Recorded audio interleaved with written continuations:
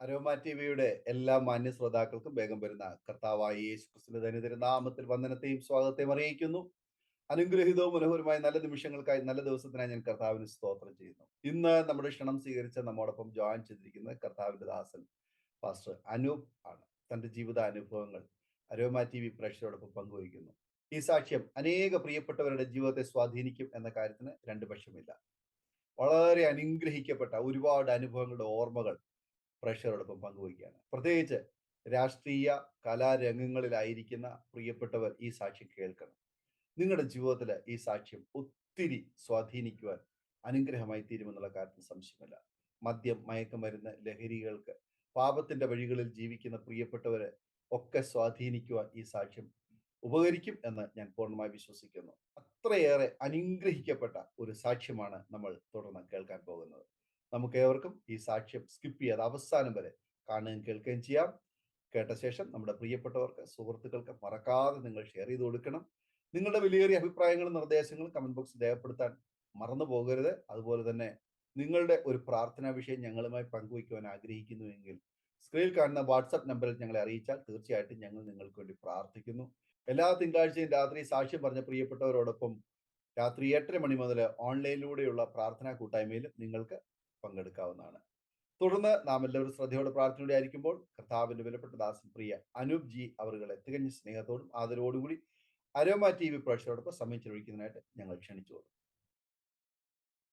കർത്താവിന്റെ പരിശുദ്ധമേറിയ നാമത്തിന് മഹത്വമുണ്ടാകട്ടെ. ആരോമ ടി വിയിലൂടെ എളിവന്റെ അനുഭവ സാക്ഷ്യം പങ്കിടുവാൻ ഒരുക്കിയ നല്ല അവസരത്തിനായിട്ട് സ്തോത്രം ചെയ്യുന്നു. ആരോമ ടി വിയുടെ ഡയറക്ടർ പ്രിയ ഡാനിയൽ ജോൺ സാർ, എന്നെ ഈ ആരോമ ടി വിക്ക് പരിചയപ്പെടുത്തിയ കർത്താവിൽ ബഹുമാന്യനായ ദേവദാസൻ ഉദയകുമാർ പാസ്റ്റർ, ഈ ആരോമ ടി വിയുടെ പ്രേക്ഷകരായിരിക്കുന്ന ബഹുമാന്യരായ എല്ലാ ജനത്തിനും, ഇതിന്റെ പിൻപിൽ പ്രവർത്തിക്കുന്ന എല്ലാ പ്രിയപ്പെട്ടവർക്കും കർത്താവിന്റെ രക്ഷിതാവുമായ യേശു ക്രിസ്തുവിന്റെ നിസ്തുല്യ നാമത്തിൽ എൻ്റെ വിനീതമായ സ്നേഹവും വന്ദനവും അറിയിക്കുന്നു. എൻ്റെ പേര് അനൂപ് ജി. എൻ്റെ സ്വദേശം ഇടുക്കി ജില്ലയിൽ രാജക്കാട് തേക്കിൻകാനം എന്ന് പറഞ്ഞ കൊച്ചു ഗ്രാമത്തിലാണ്. എനിക്ക് ഭാര്യ, 2 കുഞ്ഞുങ്ങളുണ്ട്. ഭാര്യയുടെ പേര് ലേഹ, കുഞ്ഞുങ്ങളുടെ പേര്, മൂത്തത് മോളാണ്, മോളുടെ പേര് അദീന. രണ്ടാമത്തെ മോനാണ്, മോന്റെ പേര് ആഷർ. മോള് ഡിഗ്രിക്ക് പഠിക്കുന്നു, മോൻ 9ാം ക്ലാസ്സിൽ പഠിക്കുന്നു. ഞങ്ങളിപ്പോൾ കുടുംബമായിട്ട് കർത്താവിന്റെ വേലയിൽ പെരുമ്പാവൂര് ഇന്ത്യ പെന്തക്കോസ്റ്റ് ദൈവസഭയുടെ ഔട്ട് സ്റ്റേഷൻ വർക്കായ പെരുമാനി എന്ന് പറഞ്ഞ സ്ഥലത്ത് ആയിരിക്കും ഞാൻ ജോയിൻ ചെയ്തിരിക്കുന്നത്. IPC എബനേസർ പെരുമാനി ദൈവസഭയുടെ നിന്നുമാണ്.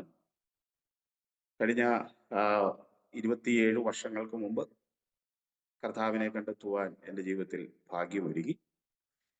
ഞാൻ ഒരു ഹൈന്ദവ കുടുംബത്തിലാണ് ജനിച്ച് വളർത്തപ്പെട്ടത്. എനിക്ക് മാതാപിതാക്കളും ഒരു സഹോദരനുമാണ് ഉള്ളത്. തികഞ്ഞ ഒരു ഹൈന്ദവ പശ്ചാത്തലത്തിലുള്ള വിശ്വാസ രീതിയിലായിരുന്നു എൻ്റെ വളർച്ച ഒക്കെ എന്ന് പറയുന്നത്. എൻ്റെ ചെറുപ്പകാലം മുതലേ ദൈവഭക്തിയോടുകൂടെ ജീവിക്കാൻ ഉള്ള ഒരവസരം ഞങ്ങൾക്ക് ലഭിക്കപ്പെട്ടു. എങ്കിലും യാഥാർത്ഥ്യമായി ദൈവത്തെ കണ്ടെത്തുവാൻ സാധ്യമായത് ദീർഘവർഷങ്ങൾക്ക് ശേഷമാണ്. ഞാൻ എൻ്റെ ചെറുപ്രായം മുതലേ ഒരു ഈശ്വര വിശ്വാസിയായിരുന്നു എന്ന് പറയുന്നതിൽ സന്തോഷമുണ്ട്. കാരണം അങ്ങനെ ഒരു പശ്ചാത്തലത്തിൽ വളർത്തപ്പെട്ടത് കൊണ്ട് ആ നിലയിലുള്ള ഒരു ജീവിത ശൈലി ഞങ്ങളുടെ ജീവിതത്തിൽ ഉണ്ടായി. അപ്പോൾ തന്നെ യാഥാർത്ഥ്യതകളെ കുറിച്ചുള്ള അറിവ് ഞങ്ങൾക്ക് കുറവായിരുന്നു. എന്നാൽ ആ തികഞ്ഞ ഭക്തിയിലും ഭക്തിസാന്ദ്രമായ ജീവിതത്തിലുമൊക്കെ വളർത്തപ്പെടുവാൻ ഭാഗ്യമുണ്ടായി എന്നുള്ളത് കൃതാർത്ഥമായ ഒരു കാര്യമാണ്.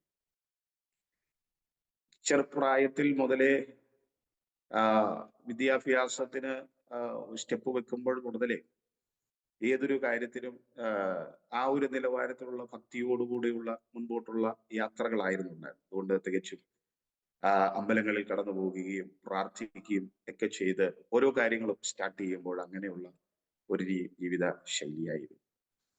എന്റെ ഹൈസ്കൂൾ വിദ്യാഭ്യാസത്തിലേക്ക് ഞാൻ പ്രവേശിക്കപ്പെടുന്ന സമയമായപ്പോൾ ആ, ഞാൻ ഒരു ചെറിയ രാഷ്ട്രീയത്തിലേക്ക് പ്രവേശിക്കപ്പെടുവാൻ ഇടയായി തീർന്നു.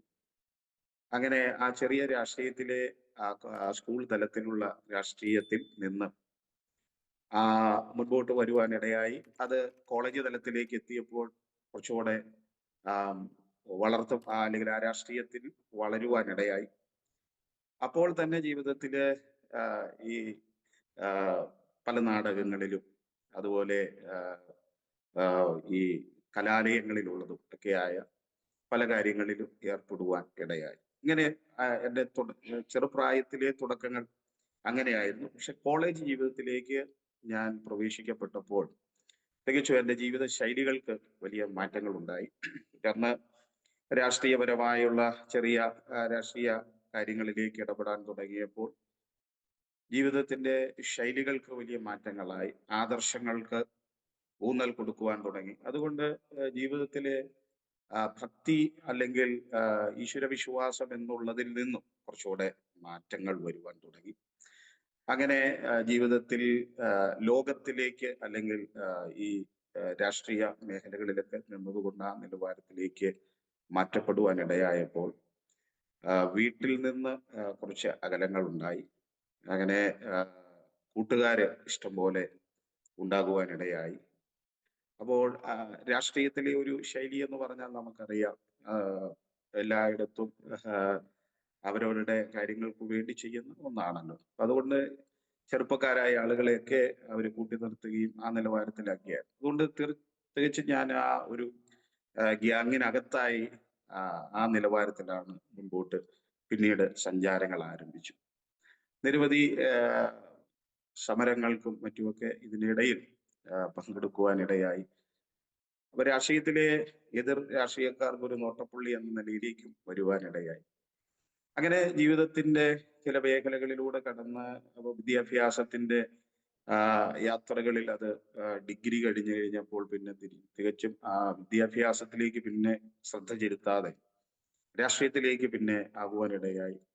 അങ്ങനെ ആ പ്രദേശങ്ങളിലെ ഒരു ചെറിയ കൊച്ചു രാഷ്ട്രീയ നിലവാരത്തിൽ മുമ്പോട്ട് പോകുന്ന വേളയിൽ ജീവിതത്തിന് സന്തോഷങ്ങൾ കിട്ടുവാൻ വേണ്ടി ജീവിതത്തിൽ മനുഷ്യൻ അല്ലെങ്കിൽ ഒരു ലോക മനുഷ്യൻ ഉപയോഗിക്കുന്ന പോലെയുള്ള മദ്യങ്ങളായി മറ്റ് ജീവിത ശൈലിയിലേക്ക് മാറുവാനിടയായി.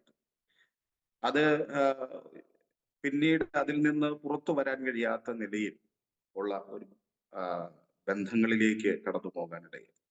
അപ്പൊ അതുകൊണ്ട് പല നിലവാരത്തിൽ വീട്ടിൽ വരുന്നത് രാത്രിയിലായിരിക്കാം, ചിലപ്പോൾ വരത്തില്ല. അങ്ങനെയൊക്കെയുള്ള ഒരു ഇത് വന്നപ്പോൾ വീട്ടിൽ നിന്നുള്ള ചില പ്രയാസങ്ങൾ ഉണ്ടാകാൻ തുടങ്ങി. അങ്ങനെ ഞങ്ങള് ഈ വീട്ടിൽ നിന്ന് അകന്നു മാറുന്നതോട് അനുസരിച്ച് ജീവിതത്തിലെ ഈ മാതാപിതാക്കളാലുള്ള ബന്ധങ്ങളിൽ നിന്നും അവരുടെ ഉപദേശങ്ങളിൽ നിന്നൊക്കെ മാറിപ്പോകുന്നത് കൊണ്ട് തികച്ചും വേറൊരു നിലവാരത്തിലേക്ക് ജീവിതം മാറാൻ തുടങ്ങി. അപ്പോൾ ആരും ചോദിക്കാനില്ല, ആരും പറയാനില്ല, നിയന്ത്രിക്കാൻ ആരുമില്ല എന്നുള്ള ഒരു ശൈലിയിലേക്ക് ജീവിതം മാറാൻ തുടങ്ങി. അങ്ങനെ മാറുന്ന ഇടയിൽ ജീവിതത്തിന്റെ ഈ ഒരു ശൈലിയിലേക്ക് മാറിയപ്പോൾ തികച്ചും ഈ ദൈവവിശ്വാസങ്ങളും എല്ലാം മാറിപ്പോയി. അങ്ങനെ ഒന്നും അതിനനുസരിച്ച് വരാതെ വന്നപ്പോൾ ജീവിതത്തിൽ ചില നിരാശകൾ പിന്നീട് വരാൻ തുടങ്ങി. അപ്പൊ അങ്ങനെ ഈ കുത്തഴിഞ്ഞ ജീവിതത്തിനകത്ത് നിരാശകൾ വരുന്നതിനനുസരിച്ച് മദ്യത്തെയും മയക്കുമരുന്നിനെയൊക്കെ ആശ്രയിക്കാൻ തുടങ്ങി. അപ്പൊ അതിനൊരു പരിധികളുണ്ട് എന്ന് നമുക്കറിയില്ല ആ സമയത്ത്. പക്ഷെ ഇതായിരിക്കും ഇതിന്റെ ശരിയെന്നുള്ള നിലയിൽ അതിനോട് കൂടുതൽ അടുക്കുവാൻ ഇടയായി. അങ്ങനെ ഞങ്ങളുടെ സ്വദേശം വിട്ട് മറ്റൊരു സ്ഥലത്ത് പോയി എൻ്റെ സുഹൃത്തുക്കളോട് കൂടെ താമസിക്കാൻ തുടങ്ങി. അപ്പോൾ സ്വാതന്ത്ര്യം കൂടുതലാണല്ലോ, കൂട്ടുകാർ മാത്രമേ ഉള്ളൂ. അപ്പൊ അങ്ങനെ പോയി താമസിക്കുന്ന സമയത്ത് മദ്യത്തിനും മയക്കുമരുന്നിനും തീർത്തും അങ്ങ് അടിമയായി. ഞാനൊരു വിഷാദ രോഗത്തിലേക്ക് പിന്നീട് പയ്യെ മാറുവാനായിട്ട് തുടങ്ങി. എനിക്ക് സംതൃപ്തി ജീവിതത്തിൽ കിട്ടാതെ വരാൻ തുടങ്ങി. അപ്പൊ എല്ലാറ്റിൽ നിന്നും ഞാനൊന്ന് ഒഴിഞ്ഞു മാറാൻ തുടങ്ങി. അങ്ങനെ ഞാൻ ദീർഘനാളുകൾക്ക് ശേഷം വീട്ടിൽ മടങ്ങി വരുവാനിടയായി. വീട്ടിൽ മടങ്ങി വന്ന് ഞാൻ ഒരു നിരാശനായി ഒരു റൂമിനകത്ത് പാർക്കുവാൻ തുടങ്ങി. അപ്പൊ ഒരു തവണ ഞാൻ നിരാശപ്പെട്ട് ജീവിതത്തിനോട് ഇപ്പോഴും ഒരു ബോധം മനസ്സിനകത്ത് വന്നപ്പോൾ ആത്മഹത്യയാണ് ഇനി ഉള്ളു. കാരണം നിന്ന പ്രസ്ഥാനങ്ങളോ മറ്റൊക്കെ എനിക്ക് ചില തിക്താനുഭവങ്ങളൊക്കെ സംഭവിച്ചപ്പോൾ ഞാൻ അതിൽ നിന്നെല്ലാം മാറി ഈ ഒരു നിരാശയിലേക്ക് വന്നപ്പോൾ ജീവിക്കണ്ട എന്ന് വിചാരിച്ച് ആത്മഹത്യക്കായി ഞാൻ ശ്രമിക്കുവാനിടയായി. ആത്മഹത്യക്ക് ശ്രമിക്കുക എന്ന് പറഞ്ഞാൽ ഞാൻ താമസിക്കുന്ന ഞങ്ങളുടെ ഗ്രാമത്തിന് തൊട്ട് താഴെ ഒരു വലിയ പുഴയുണ്ട്. ആ പുഴയില് വലിയ വെള്ളച്ചാട്ടമുണ്ട്. അവിടെ പോയി ആ, അവിടെ ചാടി ആത്മഹത്യ ചെയ്യാമെന്ന് മനസ്സിൽ ചിന്തിച്ച് ഞാൻ അങ്ങനെ ആ ആ വെള്ളച്ചാട്ടത്തിന്റെ അടുക്കിലേക്ക് ചെല്ലുവാനിടയായി.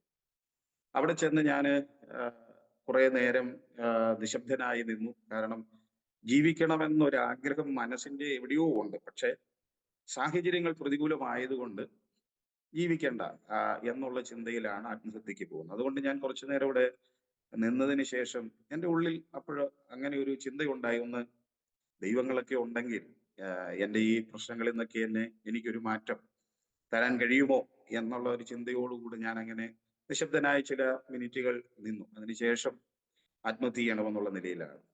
അങ്ങനെ നിൽക്കുമ്പോൾ ഞാൻ എൻ്റെ മനസ്സിനകത്ത് ഇങ്ങനെ ഒരു പ്രാർത്ഥനയെന്ന് ഞാൻ പറയുന്നില്ല, അങ്ങനെ ഒരു ചിന്ത എൻ്റെ മനസ്സിനകത്ത് വന്ന ആ ചിന്ത വന്ന സമയത്ത് എൻ്റെ ഒരു അമ്മാവന്റെ മകൾ പെട്ടെന്ന് എന്നെ എൻ്റെ പുറകിൽ വന്ന് എന്നെ വിളിച്ചു. അപ്പൊ ആത്മഹത്യ എന്ന് പറയുന്ന അതിൽ നിന്ന് ഞാൻ പെട്ടെന്ന് മാറുവാൻ എനിക്ക് ആത്മഹത്യ ചെയ്യാൻ പറ്റിയില്ല. ഞാൻ അവിടുന്ന് വിളിയുടെ പിൻപിൽ ഞാൻ തിരിച്ചു പോകും. പക്ഷെ ഞാനത് ഒരു ദൈവിക പദ്ധതിയാണെന്നൊന്നും അന്ന് എനിക്ക് അറിയില്ലായിരുന്നു അത്. അപ്പൊ ഞാൻ എൻ്റെ മനസ്സിൽ ഇങ്ങനെ ചിന്തിക്കുകയാണ്, ദൈവങ്ങൾ എന്ന് പറയുന്നത് ഉണ്ടായിരുന്നെങ്കിൽ എനിക്ക് ആത്മഹത്യ ചെയ്യാൻ ഒരു അവസരം നൽകിയാണ്. അപ്പം അവിടെ പോലും എന്നെ കൈവിട്ടല്ലോ എന്നുള്ള ഒരു നിരാശാബോധത്തിലാണ് ഞാൻ തിരിച്ച് വീട്ടിലേക്ക് മടങ്ങി വരുന്നത്. ചില ആഴ്ചകൾ വീണ്ടും വീടിനകത്ത് പുറത്തിറങ്ങാതെ ഇരുന്നു. അപ്പോഴെന്റെ സുഹൃത്തുക്കൾ പലരും വന്നു. അപ്പോഴൊക്കെ മദ്യപാനം എനിക്ക് തരുന്നുണ്ട്, ഇതുണ്ട്. പക്ഷേ അതൊന്നും എൻ്റെ ജീവിതത്തിൽ എനിക്ക് ഈ നിരാശയിൽ നിന്ന് എനിക്ക് പുറത്തു വരാൻ പറ്റുന്നത്. എന്നാൽ എന്തിനാണ് നിരാശ എന്ന് എന്നോട് ചോദിച്ചാൽ എനിക്ക് അതിന് പ്രത്യേക കാര്യങ്ങൾ പറയാനും അതിനൊരു കാര്യങ്ങളില്ല. കാരണം എന്താണെന്ന് വെച്ചാൽ നിരാശ എൻ്റെ ജീവിതത്തിൽ എവിടുന്ന് വന്നു എന്ന് എനിക്ക് അറിയില്ലായിരുന്നു. എന്തിനാണ് നിരാശ എൻ്റെ ജീവിതത്തിൽ ഇത്രയേറെ വന്നതെന്നും എനിക്കറിയില്ലായിരുന്നു. പിന്നെ ഞാൻ രണ്ടാമതും ആത്മഹത്യ ചെയ്യാമെന്ന് വിചാരിച്ച് ഞാൻ മറ്റൊരു സ്ഥലത്തേക്ക് തിരഞ്ഞെടുത്ത് മാറുവാനിടയായി. പക്ഷെ അവിടെ എൻ്റെ ഒരു സുഹൃത്ത് എന്നെ കണ്ടുമുട്ടി. ഞാൻ ആ പോയ വഴിയിൽ നിന്ന് എനിക്ക് അദ്ദേഹത്തിന്റെ കൂടെ മടങ്ങി പോരേണ്ടി വന്നു. അങ്ങനെ രണ്ടു വട്ടവും ആത്മഹത്യ എന്ന് പറയുന്നത് എൻ്റെ ജീവിതത്തിൽ തടസ്സങ്ങൾ നേരിട്ടപ്പോൾ ഞാൻ പിന്നീട് പല ആവർത്തികൾ ചിന്തിച്ചു, എന്തുകൊണ്ടായിരിക്കും അങ്ങനെ വന്നു. ചിലപ്പോൾ ഞാൻ എൻ്റെ ഭക്തി ജീവിതത്തിൽ നിന്ന് മാറിപ്പോയത് കൊണ്ടായിരിക്കാം എന്നൊരു ചിന്ത എൻ്റെ മനസ്സിലുണ്ടായി. ഞാൻ എൻ്റെ സുഹൃത്തുക്കളോടുകൂടെ പല ആവർത്തികൾ ഞാൻ ശബരിമലയ്ക്ക് പോയിട്ടുണ്ട്, പുണ്യ സ്ഥലങ്ങൾ സന്ദർശിച്ചിട്ടുണ്ട്. ഇങ്ങനെ പല സ്ഥലങ്ങളിൽ പോയിട്ടുണ്ട്. എങ്കിലും ഒരു ആവർത്തി കൂടെ ഏതെങ്കിലും ഒരു ക്ഷേത്ര ദർശനം നടത്താം എന്ന് മനസ്സിൽ ചിന്തിച്ച് ഞാൻ എൻ്റെ സുഹൃത്തുക്കളോടുകൂടെ ഞാൻ ശബരിമലയ്ക്ക് പോയി. ഞാൻ തിരിച്ചു മടങ്ങി വന്നു. അപ്പോഴും എനിക്ക് തിരിച്ചു മടങ്ങി വന്നെങ്കിലും എനിക്ക് സമാധാനം എന്ന് പറയുന്ന എൻ്റെ ഹൃദയത്തിനകത്ത് ഉണ്ടാകുന്നില്ല. ഇതിനിടയിൽ ഞങ്ങളുടെ നാട്ടിൽ സുവിശേഷവുമായി രണ്ട് പാസ്റ്റർമാർ വന്നു. അവര് ഭവന സന്ദർശനങ്ങൾ നടത്തുന്ന സമയത്ത് ഞങ്ങളുടെ വീട്ടിൽ വന്ന് എൻ്റെ നിരാശകൾ കൊണ്ടും എൻ്റെ ഈ ഇപ്പോഴത്തെ ആ അന്തരീക്ഷങ്ങൾ കൊണ്ടും എൻ്റെ വീട്ടിനകത്തും സമാധാനങ്ങൾ നഷ്ടപ്പെട്ടു. ഞാൻ ഒരു ആക്റ്റീവായ ആളായിരുന്നു. പക്ഷെ അതെല്ലാം ചില മാസങ്ങൾ കൊണ്ട് തന്നെ എൻ്റെ ജീവിതത്തിൽ ഈ പ്രയാസങ്ങൾ വന്നപ്പോൾ ഞാൻ അതിൽ നിന്നെല്ലാം വിട്ടൊഴിഞ്ഞു മാറി. ഇപ്പോൾ എൻ്റെ മാതാവും പിതാവും വളരെ ദുഃഖിതരായി, എന്തായിരിക്കുമെന്ന് ഉള്ള കാര്യത്തിൽ. അതുകൊണ്ട് എവിടെയെങ്കിലും ഒന്ന് കൊണ്ടുപോയി ചികിത്സ നടത്തുകയോ അല്ലെങ്കിൽ ഏതെങ്കിലുമൊക്കെ സ്ഥലങ്ങളിൽ കൊണ്ടുപോകാം എന്നൊക്കെ വിചാരിച്ച് അവർ മനസ്സിൽ അങ്ങനെ ഇരിക്കുകയായിരുന്നു. എന്നാൽ ഈ പാസ്റ്റർമാർ ആ വീട്ടിൽ വന്ന് ഇതിനിടയിൽ ഞങ്ങൾ കുറെ പ്രയാസങ്ങൾ, ധനനഷ്ടങ്ങളിലൊക്കെ ഇതിനോടനുബന്ധിച്ച് ചില സമയങ്ങളിലുണ്ടായി. അപ്പൊ അതുകൊണ്ട് മാതാപിതാക്കളും വളരെ നിരാശരായിരിക്കുക. പാസ്റ്റർമാർ വീട്ടിൽ വന്ന് അവര് പറഞ്ഞു, ദൈവം ഞങ്ങളെ ഇവിടേക്ക് അയച്ചതാണ്, നിങ്ങളുടെ അഡ്രസ്സുകൾ നൽകി ദൈവം അയച്ചതാണ്.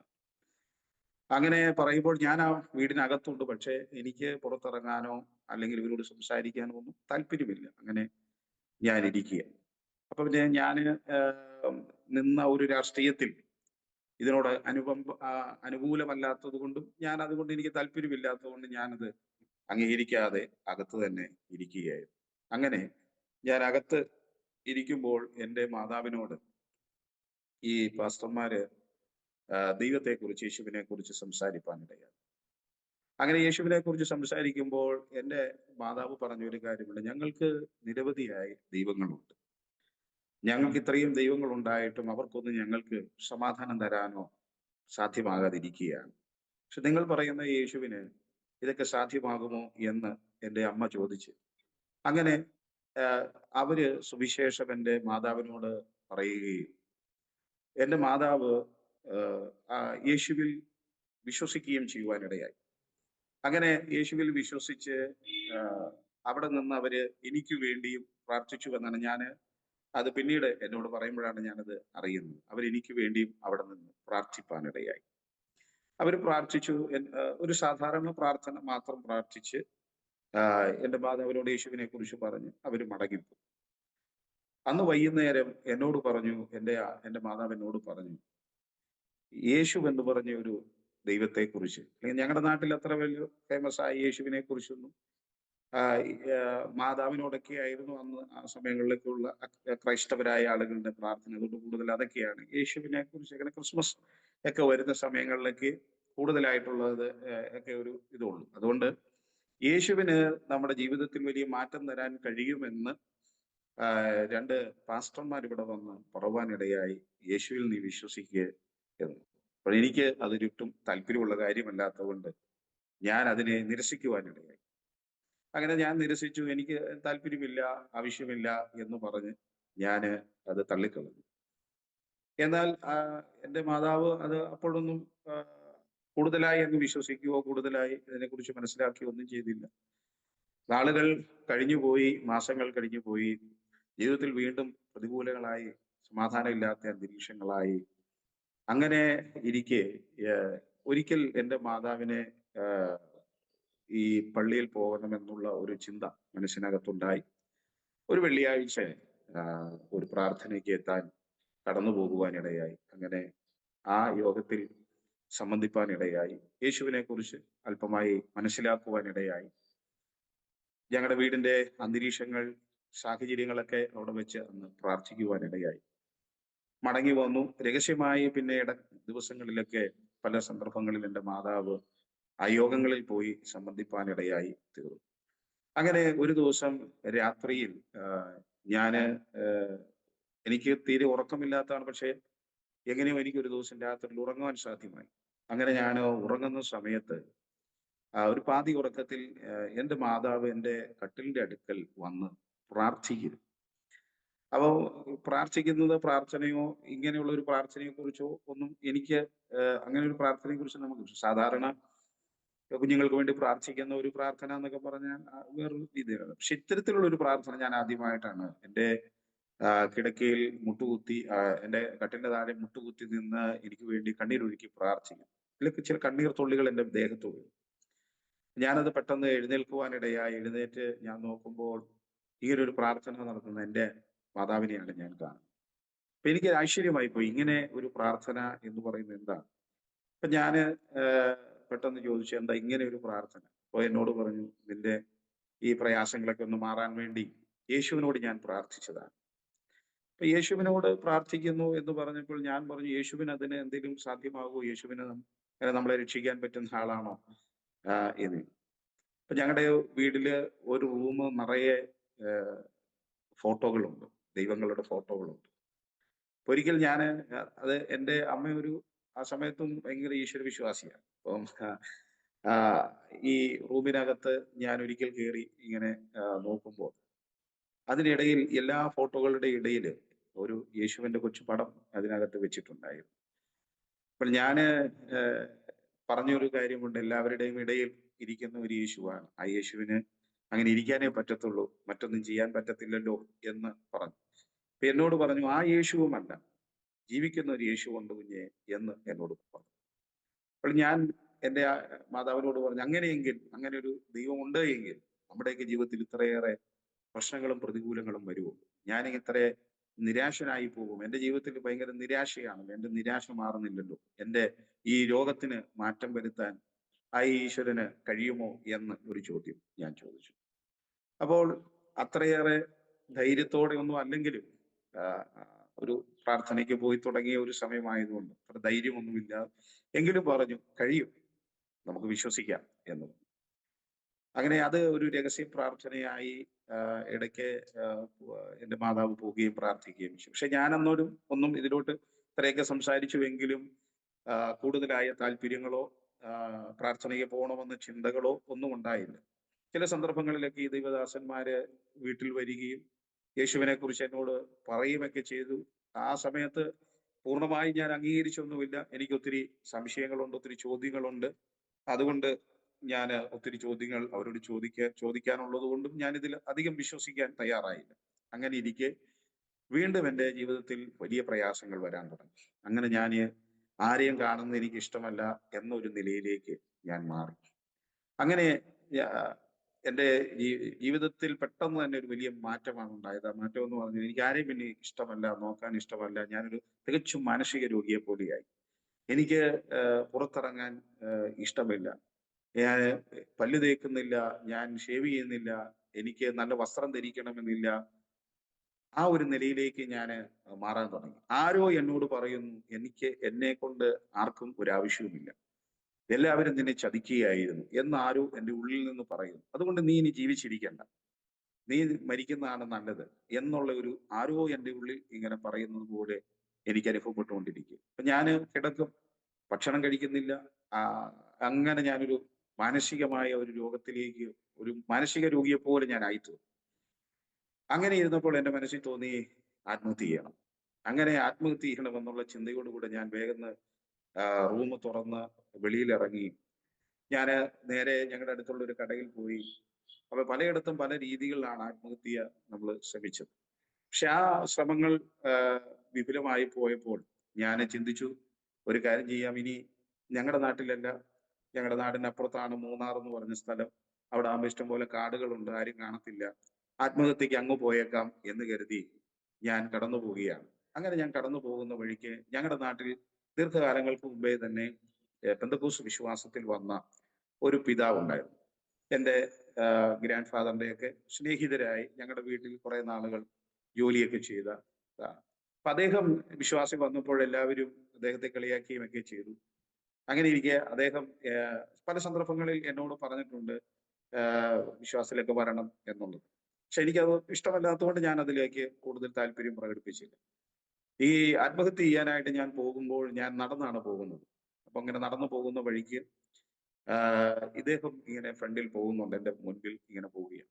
അപ്പൊ ഞങ്ങളുടെ ഹൈ റേഞ്ചിലെ വഴികൾ എന്ന് പറഞ്ഞാൽ ഒരു മലയെ ചുറ്റി മറ്റൊരു മലയെ ചുറ്റിയുള്ള വഴികൾ ആയതുകൊണ്ട് ഞാൻ ആ നിലയിൽ ഇങ്ങനെ പോകുന്നു. അപ്പൊ ഒരു ഒരു ഒരു ടേണിങ്, ഒരു വളവിൽ എത്തിക്കഴിഞ്ഞപ്പോൾ ഞാൻ മറഞ്ഞു നിന്നു. അദ്ദേഹം പോകട്ടെ, അദ്ദേഹം കണ്ടാൽ എന്നെ ഈ പ്രാർത്ഥനയ്ക്ക് വിളിക്കും, അതുകൊണ്ട് അതെനിക്ക് ഇഷ്ടമല്ല, അതുകൊണ്ട് പോകണ്ട എന്ന് കരുതി, കാണണ്ട എന്ന് കരുതി ഞാൻ അങ്ങനെ മാറി നിന്നു. അദ്ദേഹം ഞാൻ പോകുന്ന എൻ്റെ ഞാൻ എന്നെ കണ്ടപ്പോൾ എന്തോ ഒരു ആ, കുഴപ്പമുണ്ടല്ലോ ഈ യാത്രയ്ക്കെന്ന് അദ്ദേഹത്തിന്റെ ഉള്ളിൽ തോന്നി എന്ന് എന്നോട് പറഞ്ഞു. അങ്ങനെ അദ്ദേഹം അവിടെ ഒരു വളവിൽ എത്തിയപ്പോൾ അവിടെ നിന്ന് ഞാൻ അപ്പോൾ ഞാൻ അദ്ദേഹം പോയി കാണുമെന്ന് കരുതി ഞാൻ പെട്ടെന്ന് തിരിഞ്ഞു വന്നപ്പോൾ എന്നെ കണ്ടു. എന്നോട് പറഞ്ഞു, ദീർഘനാളുകളായി ഞാൻ നിന്നോട് പറയുന്നു പ്രാർത്ഥനയ്ക്ക് വരണം, എന്നാൽ നീ ഇതുവരെയും വന്നിട്ടില്ല. ഇവിടെ ഒരു പ്രാർത്ഥന നടക്കുന്നു, ഒരു ഉപവാസ പ്രാർത്ഥന അവിടെ ഒരിടത്ത് നടക്കുന്നുണ്ട്. നീ ഇന്ന് വരാമോ എന്ന് ചോദിച്ചു. ഞാൻ പറഞ്ഞു, ഞാൻ വരത്തില്ല, ഞാൻ എൻ്റെ ഒരു സുഹൃത്തിന്റെ അടുക്കൽ പോവുകയാണ് എന്ന് ഞാനൊരു കള്ളം പറഞ്ഞ് ഞാൻ അദ്ദേഹത്തിൽ നിന്ന് മാറാനായി ശ്രമിച്ചു. പക്ഷെ അദ്ദേഹം എന്നെ വിട്ടില്ല. അദ്ദേഹം എന്നോട് പറഞ്ഞു, സുഹൃത്തിന്റെ അടുക്ക പോകാം, അതൊക്കെ നമുക്ക് നാളെ ആയാലും പോകാമല്ലോ. പ്രാർത്ഥന എന്ന് പറയുന്നത് കുഞ്ഞെ ജീവിതത്തിൽ ഏറ്റവും നല്ല ഒന്നാണ്, നീ ഒന്ന് വന്നു നോക്ക്, നിന്റെ ജീവിതത്തിലെ ഈ പ്രശ്നങ്ങളെല്ലാം മാറുവാനിടയായി തീരും എന്ന് പറഞ്ഞു. ഇപ്പൊ എന്റെ രൂപമൊക്കെ കണ്ടപ്പോൾ അദ്ദേഹത്തിന് വലിയ സങ്കടം തോന്നി. അദ്ദേഹം എന്നോട് നിർബന്ധത്താൽ എന്നെ പിടിച്ചുകൊണ്ടുപോയി എന്ന് വേണമെങ്കിൽ പറയാവുന്ന നിലയിൽ എന്നെ നിർബന്ധമായി കൊണ്ടുപോവുക. അപ്പൊ ഞാൻ എന്റെ മനസ്സിൽ ഇങ്ങനെ ചിന്തിച്ചു, എന്തായാലും ഞാൻ ആത്മഹത്യ ചെയ്യാനായിട്ട് പോവുകയാണ്. എന്നാൽ ഈ പെന്തക്കോസ്തുകാരുടെ പ്രാർത്ഥന അവസാനമായി ഒന്ന് കൂടിയിട്ട് ആത്മഹത്യ ചെയ്തേക്കാം എന്ന് കരുതി ഞാന് ഈ പിതാവിന്റെ കൂടെ ആ യോഗ സ്ഥലത്തേക്ക് എത്തി. ഒരു കൊച്ചു വീട്ടിൽ നടക്കുന്ന ഒരു ഉപവാസ പ്രാർത്ഥനയിലാണ് ഞാൻ ചെന്ന് സംബന്ധിക്കുന്നത്. അവിടെ 21 ദിവസത്തെ ഒരു ഉപവാസ പ്രാർത്ഥന, ഞാൻ 19ാമത്തെ ദിവസമാണ് ആ പ്രാർത്ഥന സമയത്ത് ചെല്ലുന്നത്. ചെന്നപ്പോൾ അവിടെ ആ, നിരവധി ആളുകൾ കൂടിയിരുന്ന് പ്രാർത്ഥിക്കുകയാണ്. ആ പ്രാർത്ഥനാ യോഗത്തിൽ ഞാനും ഒരു അപരിചിതനാണ് ഞാൻ. എനിക്കതിനെക്കുറിച്ച് കൂടുതൽ അറിയത്തില്ല. ഞാൻ എന്നെ കൊണ്ടുപോയി ആ പിതാവ് അവിടെയുള്ള പാസ്റ്ററുടെ കയ്യിൽ ഏൽപ്പിച്ചു. ആ പാസ്റ്റർ എന്നെ വളരെ സ്നേഹത്തോടെ ആ, എന്നെ കെട്ടിപ്പിടിച്ച് ചുംബിച്ച് എന്നെ അകത്ത് കയറ്റി. അതെന്റെ ജീവിതത്തിലെ ഒരു ആദ്യത്തെ ഒരു അനുഭവമാണ്. അത് എന്നെ ഇതുവരെയും കാണാത്ത, എന്നെ പരിചയമില്ലാത്ത മറ്റൊരു സമൂഹത്തിലുള്ള ഒരു വ്യക്തി എന്നെ, അല്ലെങ്കിൽ ഒരു പുരോഹിതൻ എന്നെ കെട്ടിപ്പിടിക്കുകയും ചുംബിക്കുകയും ചെയ്ത് അകത്ത് കയറ്റുന്ന ഒരു അനുഭവം എനിക്ക് ആദ്യമായിട്ട്. ഞങ്ങളുടെ ഒന്നും എൻ്റെ പഴയ അനുഭവത്തിലൊന്നും അങ്ങനെ അത്തരത്തിലുള്ള കാര്യങ്ങൾ നടക്കാത്തത് കൊണ്ട് ഇതെനിക്കൊരു പുതിയ ഒരു അനുഭവമായി തോന്നി. ഞാൻ അദ്ദേഹത്തോടു കൂടെ ആ വീടിനകത്ത് കയറി. അവിടെ നല്ല ആരാധന നടക്കുകയാണ്. പാട്ടുകൾ പാടിയവർ ആരാധിക്കുന്നു. അതൊക്കെ എൻ്റെ ജീവിതത്തിലെ ആദ്യ അനുഭവം. അപ്പൊ ഞാൻ അവിടെ പോയി യാന്ത്രികമായി അവിടെ നിൽക്കുന്നു. ഒടുവിൽ അവര് പ്രാർത്ഥന കഴിഞ്ഞ് എല്ലാവരും അവിടെ ഇരിക്കുന്നു. ഞാനും അവിടെ ഇരുന്നു. അപ്പോൾ ആ ഉപവാസ പ്രാർത്ഥനയ്ക്ക് ഒരു ഗസ്റ്റ് പാസ്റ്റർ പ്രസംഗിക്കാനുണ്ട്. എന്നെ കൂട്ടിക്കൊണ്ടു പോയ പാസ്റ്ററാണ് അവിടുത്തെ ലോക്കൽ പാസ്റ്റർ. അപ്പോൾ ഈ ഗസ്റ്റ് പാസ്റ്റർക്ക് പ്രസംഗിക്കാനുള്ള സമയം കൊടുക്കുമ്പോൾ, അദ്ദേഹത്തിന് സമയം കൊടുക്കാൻ തുടങ്ങുമ്പോൾ ഈ പാസ്റ്റർ എന്നോട് പെട്ടെന്ന് അവിടുന്ന് പറഞ്ഞു, പാസ്റ്റർ ഒരു മിനിറ്റ്, എനിക്ക് ഒരാളോടൊരു ദൂത് പറയാനുണ്ട് എന്ന്. അപ്പൊ ഇതൊക്കെ എനിക്ക് പിന്നീടാണ് മനസ്സിലാകുന്നത്. അപ്പോഴൊന്നും ഇതൊന്നും എനിക്ക് മനസ്സിലാകുന്നില്ല. അങ്ങനെ ആ ലോക്കൽ പാസ്റ്റർ എൻ്റെ അടുക്കലേക്ക് കടന്നു വന്നു. എൻ്റെ അടുക്കൽ കടന്നു വന്ന് എന്നോട് അല്ലയോ പരാക്രമശാലി ആയ ഗിദെയോനെ, യഹോവ നിന്നോട് കൂടെയുണ്ട് എന്ന ഒരു വാക്യമാണ് എന്നോട് പറയുന്നത്. അപ്പം ഗിദെയോൻ ആരാണെന്ന് എനിക്കറിയില്ല, പരാക്രമശാലി ആരാണെന്ന് എനിക്കറിയില്ല. പരാക്രമശാലി എന്ന പദം ഞാൻ കേട്ടിട്ടുണ്ട്, ഉപയോഗിച്ചിട്ടുണ്ട്. പക്ഷേ അതെന്താണ് പറഞ്ഞതെന്ന് എനിക്ക് അതിന്റെ ആഴമറിയില്ല. ഞാനത് സാധാരണ ഒരു കേൾവിക്കാരനെ പോലെ അത് കേൾക്കുന്നു. അപ്പോൾ അദ്ദേഹം എന്നോട് അവന് പറഞ്ഞു, നിന്റെ ജീവിതത്തിൽ നിനക്ക് ഒത്തിരി കഷ്ടതകളും പ്രയാസങ്ങളും ഉണ്ട് എന്ന് ദൈവം പറയുന്നു. അപ്പൊ ഞാൻ നേരത്തെ കേട്ടിട്ടുള്ളതും എനിക്ക് അറിവുള്ളതൊക്കെ ആയ കാര്യം, ഇത്തരത്തിലുള്ള കാര്യങ്ങളെ പറഞ്ഞ് പെന്തക്കോസ്തുകാര് പാസ്റ്റർമാര് ഇത് ഈ വിശ്വാസത്തിലേക്ക് കൊണ്ടുവരുവാൻ അവർ ശ്രമിക്കും. അതിലൊന്നും അകപ്പെട്ടു പോകരുത് എന്നൊക്കെ നമ്മൾ നേരത്തെ നിന്ന് രാഷ്ട്രീയത്തിൽ നിന്ന് പഠിച്ചിട്ടുണ്ട്. അപ്പൊ അതാണ് എന്നുള്ള ചിന്തയാണ് എൻ്റെ മനസ്സിൽ നിൽക്കുന്നത്.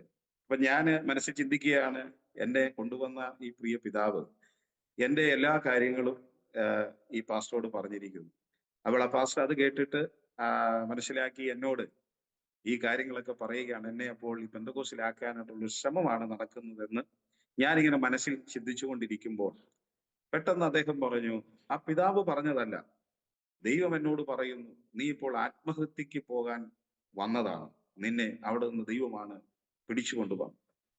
അത് എൻ്റെ ജീവിതത്തിൽ വലിയ അത്ഭുതമായി. അത്ഭുതം എന്ന് പറഞ്ഞാൽ ഞാൻ ഒരിക്കലും പ്രതീക്ഷിക്കുന്നില്ല. കാരണം അത് ചെയ്യുക എന്ന് പറയുന്ന, അല്ലെങ്കിൽ ആത്മഹത്യ ചെയ്യുക എന്ന് പറയുന്നത് ഞാൻ മാത്രം അറിയുന്ന ഒരു കാര്യമാണ്. ഞാൻ ആത്മഹത്യ ചെയ്യാൻ പോവുകയാണെന്ന് ആരോടും പറഞ്ഞിട്ടില്ല. പക്ഷേ അത് ദൈവം അറിഞ്ഞു എന്ന് മൂന്നാമതൊരാൾ പറഞ്ഞപ്പോൾ എനിക്കതൊരു വലിയ അത്ഭുതമായി. ഞാൻ ഒരു സെക്കൻഡ് നേരത്തേക്ക് ഇരുന്നിടത്ത് നിന്ന് അറിയാതെ ഞാൻ എഴുന്നേറ്റ് നിൽക്കാൻ തുടങ്ങി. അപ്പോൾ എഴുന്നേറ്റ് നിൽക്കുമ്പോൾ ഈ പാസ്റ്റർ എന്നോട് നിരവധിയായ കാര്യങ്ങൾ, ഞാൻ ഈ രാഷ്ട്രീയത്തിൽ ഉണ്ടായിരുന്നപ്പോഴും അല്ലാത്ത സ്ഥലങ്ങളിലുമൊക്കെ എൻ്റെ ഒരു ഹൈസ്കൂൾ വിദ്യാഭ്യാസത്തിലേക്ക് ഞാൻ പ്രവേശിച്ചപ്പോൾ ഞാൻ രഹസ്യമായി ആരും അറിയാതെ ചെയ്ത എത്രയോ പാപങ്ങൾ, ആ പാപങ്ങളുടെ ഒരു കെട്ടഴിച്ചതുപോലെ അദ്ദേഹം എന്നോട് ഈ കാര്യങ്ങളെല്ലാം പറയാൻ തുടങ്ങി. അപ്പോൾ ഞാനൊരു യാന്ത്രിക മനുഷ്യനെ പോലെ ഇത് എല്ലാം കേൾക്കുന്നുണ്ടോ എന്ന് വെച്ചാൽ ഇതെല്ലാം കേൾക്കുന്നുണ്ട്. പക്ഷെ ഞാൻ മറ്റൊരു അന്തരീക്ഷത്തിലോട്ട്, എവിടെയോ ഒരു സ്ഥലത്ത് നിൽക്കുന്ന പോലെ എനിക്ക് അനുഭവപ്പെടാൻ തുടങ്ങി. അദ്ദേഹം എന്നോട് ഇങ്ങനെ ഓരോ കാര്യങ്ങളും ഇങ്ങനെ ചോദിക്കുകയും പറയുകയും ഇങ്ങനെ ഓരോന്ന് പറയുകയാണ്. അപ്പോഴെനിക്ക് മനസ്സിലായി ഇത് ആ പിതാവ് പറഞ്ഞ കാര്യമല്ല. കാരണം പിതാവിന് അറിയില്ല ആ കാര്യങ്ങൾ. പിന്നെ എന്റെ ചില കാര്യങ്ങളൊക്കെ അറിയാവുന്ന എന്റെ സുഹൃത്തുക്കളാണ്. അവരൊന്നും ഈ യോഗത്തിൽ വന്നിട്ടില്ല. ഈ പാസ്റ്ററെ കണ്ടിട്ടുമില്ല. അപ്പോൾ എനിക്കൊരു കാര്യം മനസ്സിലായി. ജീവിക്കുന്ന ഒരു ദൈവമുണ്ട്. ഞാന് ആത്മഹത്യക്ക് വേണ്ടി നിന്ന സമയത്ത് ചോദിച്ചു, ജീവിക്കുന്ന ഒരു ദൈവം ഉണ്ടെങ്കിൽ എന്നെ രക്ഷിക്കുവോ? എനിക്കൊരു ജീവിതം ഉണ്ടാകുമോ? എന്ന് ഞാൻ ചോദിച്ച കാര്യം പെട്ടെന്ന് എന്റെ മനസ്സിലേക്ക് വന്നു. അപ്പൊ ജീവിക്കുന്ന ഒരു ദൈവം ഉണ്ട് എന്ന് ആ ഒരു ചിന്ത എന്റെ മനസ്സിനകത്ത് വന്നു. പിന്നെ അതിനുശേഷം അദ്ദേഹം അപ്പം എനിക്ക് മാത്രം അറിയാവുന്ന എന്റെ രഹസ്യങ്ങളെ ഇങ്ങനെ പറഞ്ഞപ്പോൾ രഹസ്യങ്ങളെ വെളിപ്പെടുത്തുന്ന ഒരു ദൈവം ഉണ്ടെന്ന ചിന്ത എന്റെ അകത്ത് വന്നു. അതിനുശേഷം അദ്ദേഹം എന്റെ ഫ്യൂച്ചറിലേക്ക് ഞാൻ ആരാകും, എന്താകും, എങ്ങനെയാകും എന്നൊക്കെയുള്ള കാര്യങ്ങൾ പ്രവചനാത്മാവിൽ അദ്ദേഹം പാസ്റ്റർ അത് പറയുവാനിടയായി. അത് പറഞ്ഞു. അപ്പോൾ ഞാൻ അവിടെ ആ എന്റെ ആ രഹസ്യഭാവങ്ങളെ പറഞ്ഞപ്പോൾ ഞാൻ അവിടെ നിന്ന് പൊട്ടിക്കരയുകയായിരുന്നു.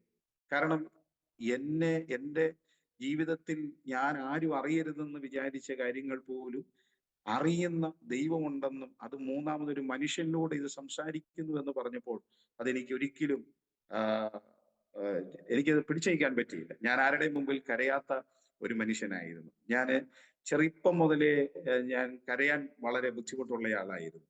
വളരെ കാരണം എന്റെ ഗ്രാൻഡ് ഫാദറൊക്കെ പറഞ്ഞു തന്നിട്ടുള്ള ഒരു കാര്യമാണ്. നമ്മൾ ആണുങ്ങൾ കരയരുത്. അവര് നല്ല തന്റെ ഇടത്തോടുകൂടെ നിൽക്കണം എന്ന് എപ്പോഴും ഏത് പ്രശ്നം വന്നാലും കരയരുത് എന്ന് പറഞ്ഞ് നമ്മളെ പഠിപ്പിച്ചിട്ടുണ്ട്. അതുകൊണ്ട് പ്രശ്നങ്ങൾ വന്നാൽ നമ്മൾ കരയത്തില്ല. പ്രശ്നങ്ങളെയൊക്കെ അതിജീവിക്കുവാൻ വേണ്ടിയുള്ള സോഴ്സുകളാണ് അന്നൊക്കെ കണ്ടെത്തിക്കൊണ്ടിരുന്നത്. പക്ഷെ ഞാൻ പൊട്ടിക്കരയാൻ തുടങ്ങി. അങ്ങനെ ഞാൻ എനിക്ക് എന്റെ കരച്ചിലിനെ നിയന്ത്രിക്കാൻ പറ്റുന്നില്ല. എന്റെ കൺട്രോളിൽ നിന്ന് അത് മാറാൻ തുടങ്ങി. അപ്പൊ എന്റെ മൈൻഡ് ആ സമയത്ത് ഫ്രീ ആയിക്കൊണ്ടിരിക്കുക. ഞാനിത് കുറെ നേരം കഴിയുമ്പോഴാണ് ഇത് മനസ്സിലാക്കുന്നത്. അപ്പൊ എന്റെ മൈൻഡ് ഫ്രീ ആകുന്നു, ഞാൻ കരയുന്നു.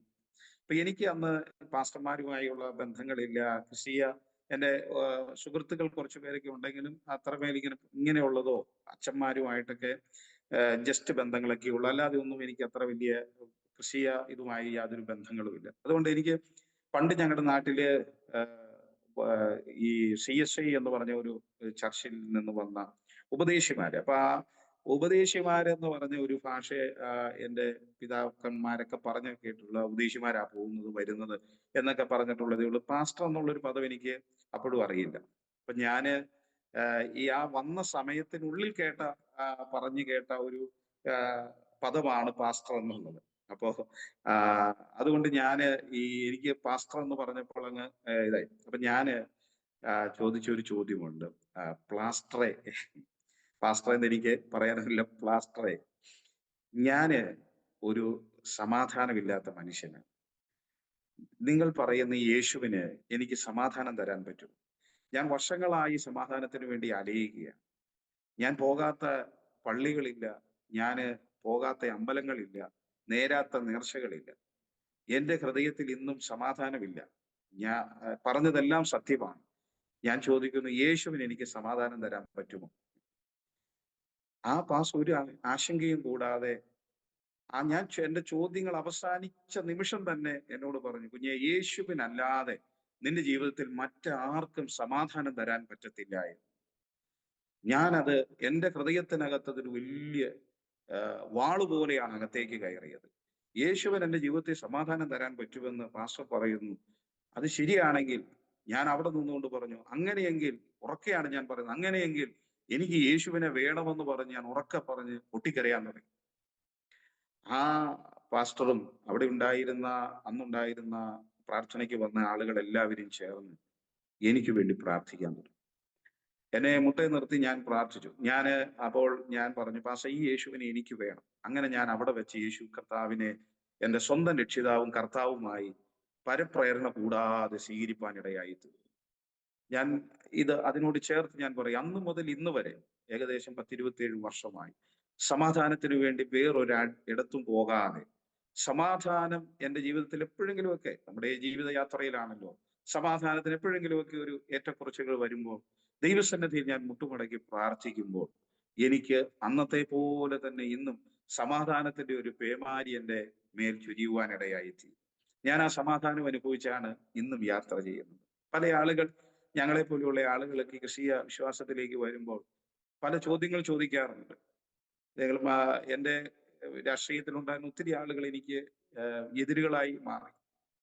അപ്പൊ ഞാന് ഈ ആളുകൾ എന്നോട് ചോദിക്കാറുണ്ട്, നിങ്ങളെ കൊണ്ടുപോയി ബ്രെയിൻ വാഷ് ചെയ്തല്ലേ ഈ മതത്തിലേക്ക് മാറ്റിയത്? ഇത് മതത്തിലേക്ക് മാറ്റി എന്നുള്ള ചിന്തയാണ് അവർ. അപ്പൊ ഞാൻ പറയാറുണ്ട്, ഞാൻ ഇവിടെ ഒരു ഭ്രാന്തനെ പോലെ നടന്നപ്പോൾ, ഒരു തികഞ്ഞ മദ്യപാനിയായി നടന്നപ്പോൾ, ഞാനിവിടെ നാട്ടുകാർക്ക് തലവേദനയായപ്പോൾ, എന്നെ കണ്ടാൽ സ്ത്രീകൾ വാതിലടയ്ക്കുന്ന ഒരു കാലം ഉണ്ടായപ്പോൾ, ആ കാലത്തൊന്നും എന്നെ തേടി വന്ന ആരുമില്ല, എന്നെ രക്ഷിച്ച ആരുമില്ല, എന്നെ സഹായിച്ച ആരുമില്ല. ഞാൻ പെന്തക്കോസ്ത് വിശ്വാസത്തിൽ യേശുവിനെ ഞാൻ എന്റെ കർത്താവുമായി സ്വീകരിച്ച് ഞാൻ യേശുവിന് വേണ്ടി ജീവിക്കാൻ തുടങ്ങിയപ്പോൾ എന്നോട് പ്രശ്നങ്ങൾ ഉണ്ടാക്കുന്ന ആളുകൾ പലരും വന്ന് ഇത്തരത്തിലുള്ള കാര്യങ്ങൾ ചോദിക്കുമ്പോൾ ഞാൻ പറയാറുള്ള ഒരു കാര്യമാണ്, എന്നെ ആരും ഈ മതത്തിലേക്ക് കൊണ്ടുവന്നതോ ഈ മാർഗത്തിലേക്ക് കൊണ്ടുവന്നതോ അല്ല. എന്റെ ജീവിതത്തിൽ സമാധാനമില്ലാതെ നടന്നപ്പോൾ എന്റെ ജീവിതത്തിൽ സമാധാനം നൽകിയ ഒരു യേശുവുണ്ട്. ആ യേശുവിനെ ഞാൻ എൻ്റെ ഹൃദയത്തിലേക്ക് സ്വീകരിച്ചത് ആരുടെയും നിർബന്ധത്താലല്ല, ആരുടെയും നിർബന്ധത്താലല്ല, ഞാൻ എൻ്റെ സ്വന്തം ഇഷ്ടത്താലാണ്. ഇന്നൊക്കെ ഈ മതപരിവർത്തനം എന്ന ഒരു വിഷയത്തിലേക്ക് വലിയ പ്രശ്നങ്ങളുണ്ട്. അതിലൊക്കെ ഞാൻ പറയാറുള്ള കാര്യമാണ്. അങ്ങനെ ഞാന് ആ ആ പകല് ആ ആ യോഗത്തിൽ ഞാൻ സംബന്ധിപ്പാനിടയായി. അപ്പോൾ എൻ്റെ കയ്യില് കുറച്ച് ബീഡി, സിഗരറ്റ്, അതുപോലെ കയറ് ഞാൻ വാങ്ങിച്ചെന്റെ അന്ന് ഞാൻ മുണ്ടാണ് ഉടുക്കുന്നത്. അപ്പം ഇങ്ങനെ കയറൊക്കെ എൻ്റെ അരയിൽ ഞാൻ സെറ്റ് ചെയ്താണ് ഞാൻ പോകുന്നത്. അതൊക്കെ എൻ്റെ കയ്യിലിരിക്കുന്ന കാര്യമൊന്നും ആ പാസ്റ്റർക്ക് അറിയത്തില്ല. പാസ്റ്റർ അതെല്ലാം വെളിപ്പെടുത്തി. അങ്ങനത്തെ ഒരു പെന്തക്കോസ് ഉണ്ടെന്നും കൂടെ ഞാൻ ഈ അവസരത്തിൽ എന്റെ ശ്രോതാക്കളോട് പറയുകയാണ്. അങ്ങനെയാ ദൈവം എന്ന് പറയുന്ന, അല്ലെങ്കിൽ നമ്മൾ വിശ്വസിക്കുന്ന, ഞാൻ വിശ്വസിക്കുന്ന യേശു കർത്താവ് എന്ന് പറയുന്നത് എല്ലാ കാര്യങ്ങളും അറിയുന്നവനാണ്. അതുകൊണ്ട് ആ കർത്താവിന് ഒരു പേരും കൂടെയുണ്ട്, സർവജ്ഞാനിയാണ്, സർവ്വവ്യാപിയാണ്, സർവശക്തനാണ് എന്ന് പറയുന്നതിൽ എനിക്ക് അഭിമാനമുണ്ട്. ഇത്രയേറെ ഒരു മനുഷ്യന്റെ ജീവിതത്തെ കുറിച്ച് അറിയുന്ന, അല്ലെങ്കിൽ ഒരു മനുഷ്യന്റെ എന്ന് പറഞ്ഞ ഞാൻ എന്റെ ആ കാര്യത്തിൽ പറയുക, ഒരു മനുഷ്യനെ ഇതുപോലെ അറിയുന്ന മറ്റൊരാളുമില്ല. എന്റെ അപ്പൻ എന്നെ കുറിച്ച് അറിയത്തില്ല, എന്റെ അമ്മയ്ക്ക് എന്നെ കുറിച്ച് വ്യക്തമായി അറിയത്തില്ല, എന്റെ സഹോദരങ്ങൾക്ക് എന്നെ കുറിച്ച് വ്യക്തമായി അറിയില്ല. അങ്ങനെ അറിയാതിരിക്കുമ്പോൾ എന്റെ സുഹൃത്തുക്കൾക്ക് എന്നെ കുറിച്ച് അറിയാതിരിക്കും. എന്റെ ഹൃദയത്തിന്റെ വേദനകൾ അവർക്കറിയത്തില്ല. ഞാനൊന്ന് ചിരിച്ചാൽ അവർ വിചാരിക്കുന്നത് ഞാൻ സന്തോഷവാനാണെന്ന്. പക്ഷെ എന്റെ നീറുന്ന വിഷമങ്ങൾ അവർക്കറിയത്തില്ല. അപ്പോ അവർക്ക് പോലും അറിയാതെ എന്നെ വ്യക്തമായി ഞാൻ എന്ന വ്യക്തിയെ കുറിച്ച് അറിയുന്ന ഒരു ദൈവമുണ്ടെന്ന് ഞാൻ കേട്ടപ്പോൾ, ആ ദൈവം യേശുവാണെന്ന് കേട്ടപ്പോൾ എനിക്ക് മറ്റൊന്നും ചിന്തിക്കാനില്ലായിരുന്നു. ആ യേശുവിനെ എനിക്ക് വേണമെന്ന് പറഞ്ഞ് ഞാൻ എന്റെ ഹൃദയത്തിൽ സ്വീകരിപ്പാനിടയായി. അപ്പോ അങ്ങനെ ഞാൻ സ്വീകരിച്ച് ഞാൻ ആ പകൽ അവിടെ ചെലവഴിച്ചു. അപ്പോൾ ആ ഉപവാസ പ്രാർത്ഥന പിന്നെ 2-3 ദിവസങ്ങൾ കൊണ്ടാണ് തീരുന്നത്. അപ്പോ എനിക്ക് ഈ യോഗത്തിൽ ഇരിക്കുമ്പോൾ ഒരു ഭാഗത്ത് എന്നെ സന്തോഷിപ്പിക്കുന്ന യേശുവിന്റെ സ്നേഹമൊക്കെ ഉള്ളപ്പോൾ എന്റെ മനസ്സിന്റെ അകത്ത് ഞാൻ നേരത്തെ കേട്ടതൊക്കെയായ ഒത്തിരി ആശങ്കകൾ എന്റെ മനസ്സിനകത്ത് കിടക്കുന്നു. പെന്തക്കോസുകാര് എന്ന് പറയുന്നത് ഒരു കള്ളന്മാരാണ്, അവര് ഇങ്ങനെ ആളുകളെ കൂട്ടുന്നവരാണ്, അവർക്ക് പൈസയ്ക്ക് വേണ്ടിയിട്ടാണ് എന്നൊക്കെ ഇങ്ങനെ പൊതുവിലുള്ള എല്ലായിടത്തെയും സംസാരം പോലെ. പ്രത്യേകിച്ച് ഞങ്ങളുടെയൊക്കെ നാട്ടില് അങ്ങനെയുള്ള നെഗറ്റീവ് വാക്കുകളാണ് ഏറ്റവും കൂടുതൽ പറയാറുള്ളത്. അപ്പൊ അങ്ങനെ ഞാൻ കേട്ടിട്ടുള്ളത്. എനിക്ക് കൂടുതൽ അറിവില്ല, എങ്കിലും ആളുകൾ പറയുന്നതൊക്കെ കേട്ടിട്ടുള്ളതാണ്. അപ്പൊ അങ്ങനെ ഞാൻ വിചാരിച്ചു, ഇവര് ഉപവാസ പ്രാർത്ഥനയാണ്, ഇവര് രാത്രിയാകുമ്പോൾ കഞ്ഞി കുടിക്കും ആരുമില്ലാത്തപ്പോഴും എന്നൊക്കെയുള്ള ഇതുണ്ട്. എന്റെ കൂടെ താമസിക്കുന്ന അവിടെ വന്ന വൈകുന്നേരങ്ങളിലേക്ക് യോഗത്തിന് വന്ന ആളുകൾ പലരും അക്രൈസ്തവരായിരുന്നു. അവർ ക്രിസ്തീയ മാർഗം സ്വീകരിച്ച് എന്നെ പോലെ വിശ്വാസത്തിലേക്ക് വന്ന് പാസ്റ്റർമാരായ ആളുകൾ. അപ്പൊ അവരെല്ലാം ഇങ്ങനെ വന്ന് ആ ഒരു വീടിനകത്ത്, ആ വീടിന്റെ ഒരു ചരിത്രം എന്ന് പറഞ്ഞാൽ, ആ വീട് ഒരു മാനസിക രോഗിയായ ഒരു ആന്റിയുടെ വീടാണ്. അവിടെ ദൈവം ആ ആന്റിക്ക് വിടുതൽ കൊടുത്ത് അവരെ വെച്ച് ഒരു യോഗത്തിലാണ് ഞാൻ സംബന്ധിക്കുന്നത്. അപ്പോ അവിടെ അത്ര വന്ന പാസ്റ്റേഴ്സ് എല്ലാം അവിടെ ഇരുന്ന് ആ വീടിന് വേണ്ടി പ്രാർത്ഥിക്കും. അതൊക്കെ എന്റെ ജീവിതത്തിൽ ഒരു ഭയങ്കര അത്ഭുതകരമായ ഒരു കാര്യം ആദ്യമായിട്ട് ഞാൻ കാണുന്നതാണ്. നമ്മളൊക്കെ ഒരു പ്രാർത്ഥനയ്ക്കോ അല്ലെങ്കിൽ ഇതൊക്കെ അന്നത്തെ കാലത്തൊക്കെ എന്ന് പറഞ്ഞാൽ പൂജാരിമാരെയൊക്കെ കൊണ്ടുവന്നാണല്ലോ ഇതൊക്കെ ചെയ്യുന്നത്. അപ്പൊ അതൊക്കെ ഒരു കർമ്മങ്ങൾ ചെയ്ത് അവർ മടങ്ങി പോവുകയാണ്. അല്ലെങ്കിൽ ഒരു ടൈം വരെ നിൽക്കും, അല്ലെങ്കിൽ എന്തെങ്കിലുമൊക്കെ ചെയ്യും, അത് കഴിയുമ്പോൾ അവർ പോകുന്നു. പക്ഷെ ഇവിടെ അങ്ങനല്ല. ഇവിടെ ദിവസങ്ങളായിട്ട് ആ വീടിന് വേണ്ടി പ്രാർത്ഥിക്കുന്ന ആളുകൾ, പാസ്റ്റേഴ്സ്, അതുപോലെ വിശ്വാസ സമൂഹങ്ങൾ എല്ലാവരും ഇരുന്ന് പ്രാർത്ഥിക്കുന്നു. അതെന്റെ ജീവിതത്തിലൊരു ആദ്യ അനുഭവങ്ങളാണ് അതെല്ലാം. അങ്ങനെ ഞാന് ആ യോഗങ്ങളിൽ ആ രാത്രിയിൽ അപ്പൊ രാത്രിയിൽ എല്ലാവരും എഴുന്നേറ്റ് പ്രാർത്ഥിക്കുന്നു. ആ വീടിന് വേണ്ടി പ്രാർത്ഥിക്കുന്നു. വന്നവർക്ക് വേണ്ടി പ്രാർത്ഥിക്കുന്നു. അതേപോലെ തന്നെ എനിക്ക് വേണ്ടി പ്രാർത്ഥിക്കുന്നു. അതെന്റെ ജീവിതത്തിൽ വലിയ ആദ്യമായി കാണുന്നതാണ്. എനിക്ക് വേണ്ടി അങ്ങനെ ആരും പ്രാർത്ഥിച്ചിട്ടില്ല. ഞങ്ങളുടെ പുരോഹിതന്മാർ പ്രാർത്ഥിച്ചിട്ടില്ലല്ലോ. പൂജാരിമാർ പ്രാർത്ഥിച്ചിട്ടില്ലല്ലോ. എനിക്കത് വലിയ ആശ്ചര്യമായി തോന്നി. ഇതെന്താണ് ഇങ്ങനെയൊരു ജീവിതമുണ്ടോ? ഇങ്ങനെയൊരു സമൂഹമുണ്ടോ? എന്നുള്ളത് ഞാൻ അവിടെ വെച്ചാണ് ആദ്യമായി കാണുന്നത്. അങ്ങനെ അവരെല്ലാവരും എനിക്ക് വേണ്ടി പ്രാർത്ഥിക്കാൻ തുടങ്ങി. അപ്പൊ ആ പ്രാർത്ഥനകളിലെല്ലാം ഞാൻ എന്റെ ജീവിതത്തിനകത്ത് എനിക്ക് ഉപേക്ഷിക്കാൻ പറ്റാത്തത് ഉണ്ടായിരുന്നു. എനിക്ക് മദ്യപാനം ഉപേക്ഷിക്കാൻ പറ്റാത്ത ഒന്നായിരുന്നു. ഞാനൊരു ഏഹ്, ഒരു ഒരു സിഗരറ്റ് വലിക്കുക എന്ന് പറഞ്ഞാൽ ഒരു സിഗരറ്റ് വലിച്ചു കഴിഞ്ഞാൽ അപ്പൊ തന്നെ അടുത്ത സിഗരറ്റ് വലിക്കും. എന്റെ കൊച്ചു പ്രായമാണെങ്കിലും ഞാൻ അങ്ങനെ ആഹ്, ആഹ്, ആ ചെറിയ പ്രായത്തിനുള്ളിൽ തന്നെ ഇങ്ങനെ ഒരു രീതി ആയിരുന്നു. അപ്പൊ എനിക്ക് ഇതൊന്നും മാറ്റാൻ പറ്റത്തില്ല. അപ്പൊ ഞാൻ ആ ഒരു ദിവസം മുഴുവൻ അവിടെ ചെലവഴിച്ചത്, ആ രാത്രി ചെലവഴിച്ചത് എനിക്ക് ചിന്തിക്കാൻ പോലും പറ്റുന്നില്ല. അങ്ങനെ ഇരിക്കെ ഇവരെനിക്ക് വേണ്ടി ഇങ്ങനെ പ്രാർത്ഥിച്ചുകൊണ്ടിരിക്കുമ്പോൾ എന്റെ എന്റെ എന്റെ ഹൃദയത്തിലും എന്റെ ചിന്തയിലും എന്റെ ബുദ്ധിയിലുമൊക്കെ മനസ്സിലാകുകയാണ് ഞാൻ ഇനി മദ്യപിക്കത്തില്ല. ഞാൻ ഇനി പുകവലിക്കത്തില്ല. ഞാനൊരു നല്ല മനുഷ്യനായി മാറണമെന്നുള്ള ഒരു അവബോധം എന്റെ മനസ്സിനകത്ത് ഉരുത്തിരിഞ്ഞുകൊണ്ടിരിക്കുകയാണ്. അപ്പോൾ എനിക്ക് വേണ്ടി പ്രാർത്ഥിക്കുന്നുണ്ട്. ഇവരെല്ലാം എനിക്ക് വേണ്ടി പ്രാർത്ഥിക്കുകയാണ്. ഞാനിതെല്ലാം കേട്ട് എനിക്ക് പ്രാർത്ഥിക്കാൻ അറിയത്തില്ല. പക്ഷെ ഞാനെല്ലാം സൈലന്റായി എന്റെ ഒരു ആചാര രീതി അനുസരിച്ച് ഞാൻ കരങ്ങൾ കൂപ്പി കണ്ണുകൾ അടച്ച് ഇവരെനിക്ക് വേണ്ടി രാത്രി യാമത്തിൽ പ്രാർത്ഥിക്കുമ്പോൾ ഞാൻ അതെല്ലാം സൈലന്റായി കേട്ടുകൊണ്ടിരിക്കുക. അങ്ങനെ കേട്ടുകൊണ്ടിരിക്കെ പിറ്റേ ദിവസം രാവിലെ ആയപ്പോൾ എനിക്ക് തന്നെ തോന്നി എന്റെ ജീവിതത്തിൽ അപ്പോഴെനിക്ക് ഈ ദീക്ഷയെല്ലാം വളർന്ന് ഞാനൊരു പ്രാകൃത രൂപനെ പോലെയാണ് ഇരിക്കുന്നത്. എനിക്ക് തന്നെ തന്നെത്താൻ ഒന്ന് റെഡിയാകണമെന്ന്. എന്റെ ഈ ശൈലികൾ കൊള്ളത്തില്ല. അതുവരെ എനിക്ക് എന്റെ കണ്ണ് തുറക്കുന്നില്ല. അതുകൊണ്ട് എനിക്ക് എങ്ങനെയാണ് ഞാൻ ഇരിക്കുന്നതെന്ന് എനിക്ക് അറിയത്തില്ല. അപ്പൊ ഒരു പാസ്റ്റർ എന്റെ അടുക്കൽ വന്ന് പറഞ്ഞു, "ഇതൊക്കെ ഒന്ന് പഠിച്ച് ഒന്ന് വൃത്തിയാകാം അല്ലേ?" എന്ന് ചോദിച്ചു. അപ്പോൾ ഞാൻ യെസ് എന്ന് പറഞ്ഞ് അദ്ദേഹത്തോട് കൂടെ കടയിൽ പോയി വാങ്ങി ഷേവ് സെറ്റ് വാങ്ങിച്ചുകൊണ്ട് വന്ന് ഞാനും അദ്ദേഹം കൂടെ അവിടെ നിന്ന് ഞാൻ ആദ്യമായിട്ട് അങ്ങനെ ആദ്യമായിട്ടെന്ന് പറഞ്ഞാൽ ഷേവ് ചെയ്ത് കുളിച്ച് വൃത്തിയായി ആ യോഗത്തിൽ ഞാൻ വന്നു. അപ്പോൾ ഞാൻ തന്നെ ആ യോഗത്തിൽ ഇരിക്കുമ്പോൾ ഈ പ്രസംഗിക്കുമ്പോഴും യോഗത്തിൽ ഇരിക്കുമ്പോഴും പാട്ട് പാടുമ്പോഴും ഒക്കെ ഞാൻ തന്നെ എന്നെ തന്നെ ചിന്തിക്കുക, അയ്യോ എന്റെ ജീവിതത്തിൽ എന്തോ വലിയ മാറ്റങ്ങൾ സംഭവിച്ചല്ലോ. ഞാന് ഇന്നലെ വരെയുള്ള ഒരു മനുഷ്യനല്ലല്ലോ. എന്റെ അത് കഴിഞ്ഞപ്പോൾ ഒരു ഉച്ച സമയത്തോട് അടുത്തപ്പോൾ ഒരു പ്രസംഗം കഴിഞ്ഞ് ഏതാണ്ട് ഉച്ച സമയത്തോട് അടുത്തപ്പോൾ എന്റെ അകത്തുണ്ടായിരുന്ന ആ നിരാശകളെല്ലാം എവിടെയോ മാഞ്ഞുപോയി. ഞാൻ അറിയുന്നില്ല. ഞാൻ അറിയാതെ തന്നെ ഒരു യാന്ത്രികമായി ഞാൻ എന്ന് പറഞ്ഞ വ്യക്തിയിലേക്ക് ഞാൻ മടങ്ങി വരാൻ തുടങ്ങി. അപ്പൊ ഇതെനിക്ക് ഭയങ്കര സന്തോഷമായി. ഞാൻ ഉച്ച കഴിഞ്ഞും അവിടെ കണ്ടിന്യൂസ് ആയിട്ട് പ്രാർത്ഥന നടക്കുക. അപ്പോൾ ഈ പ്രാർത്ഥനകളിലെല്ലാം എന്നെ ഓർത്ത് മാതാക്കൾ പ്രാർത്ഥിക്കുന്നു, സഹോദരിമാർ പ്രാർത്ഥിക്കുന്നു, കുഞ്ഞുങ്ങള് അവിടെ ഉണ്ട്, പാസ്റ്റേഴ്സ് ഉണ്ട്, ഇവരെല്ലാം ഇങ്ങനെ നിരന്തരം പ്രാർത്ഥിച്ചുകൊണ്ടിരിക്കുക.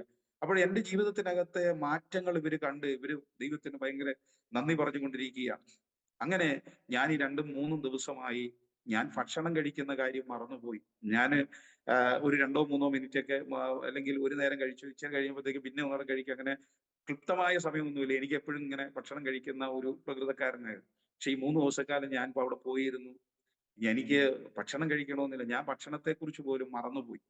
അപ്പോൾ അവിടെ ആ 3ാമത്തെ ദിവസം ആരോ പറയുന്ന ഒരു പദം അത് അതൊരു പ്രസംഗ ടോപ്പിക് അല്ല. പക്ഷെ അദ്ദേഹം പറഞ്ഞ കൂട്ടത്തിൽ പറഞ്ഞ ഒരു കാര്യം ഇങ്ങനെ പറഞ്ഞു. ദൈവരാജ്യം എന്ന് പറയുന്നത് ഭക്ഷണവും പാനീയവുമല്ല, ദൈവിക സമാധാനവും. അപ്പൊ അതെന്റെ ആ വാക്ക് പിന്നീട് എന്റെ മനസ്സിൽ ഇങ്ങനെ വരാൻ തുടങ്ങി. അയ്യോ ഞാൻ 3 ദിവസക്കാലമായിട്ട് ഭക്ഷണം കഴിച്ചില്ലല്ലോ. എന്റെ ജീവിതത്തിൽ എന്ത് സംഭവിച്ചു എന്നുള്ള ഒരു വരി.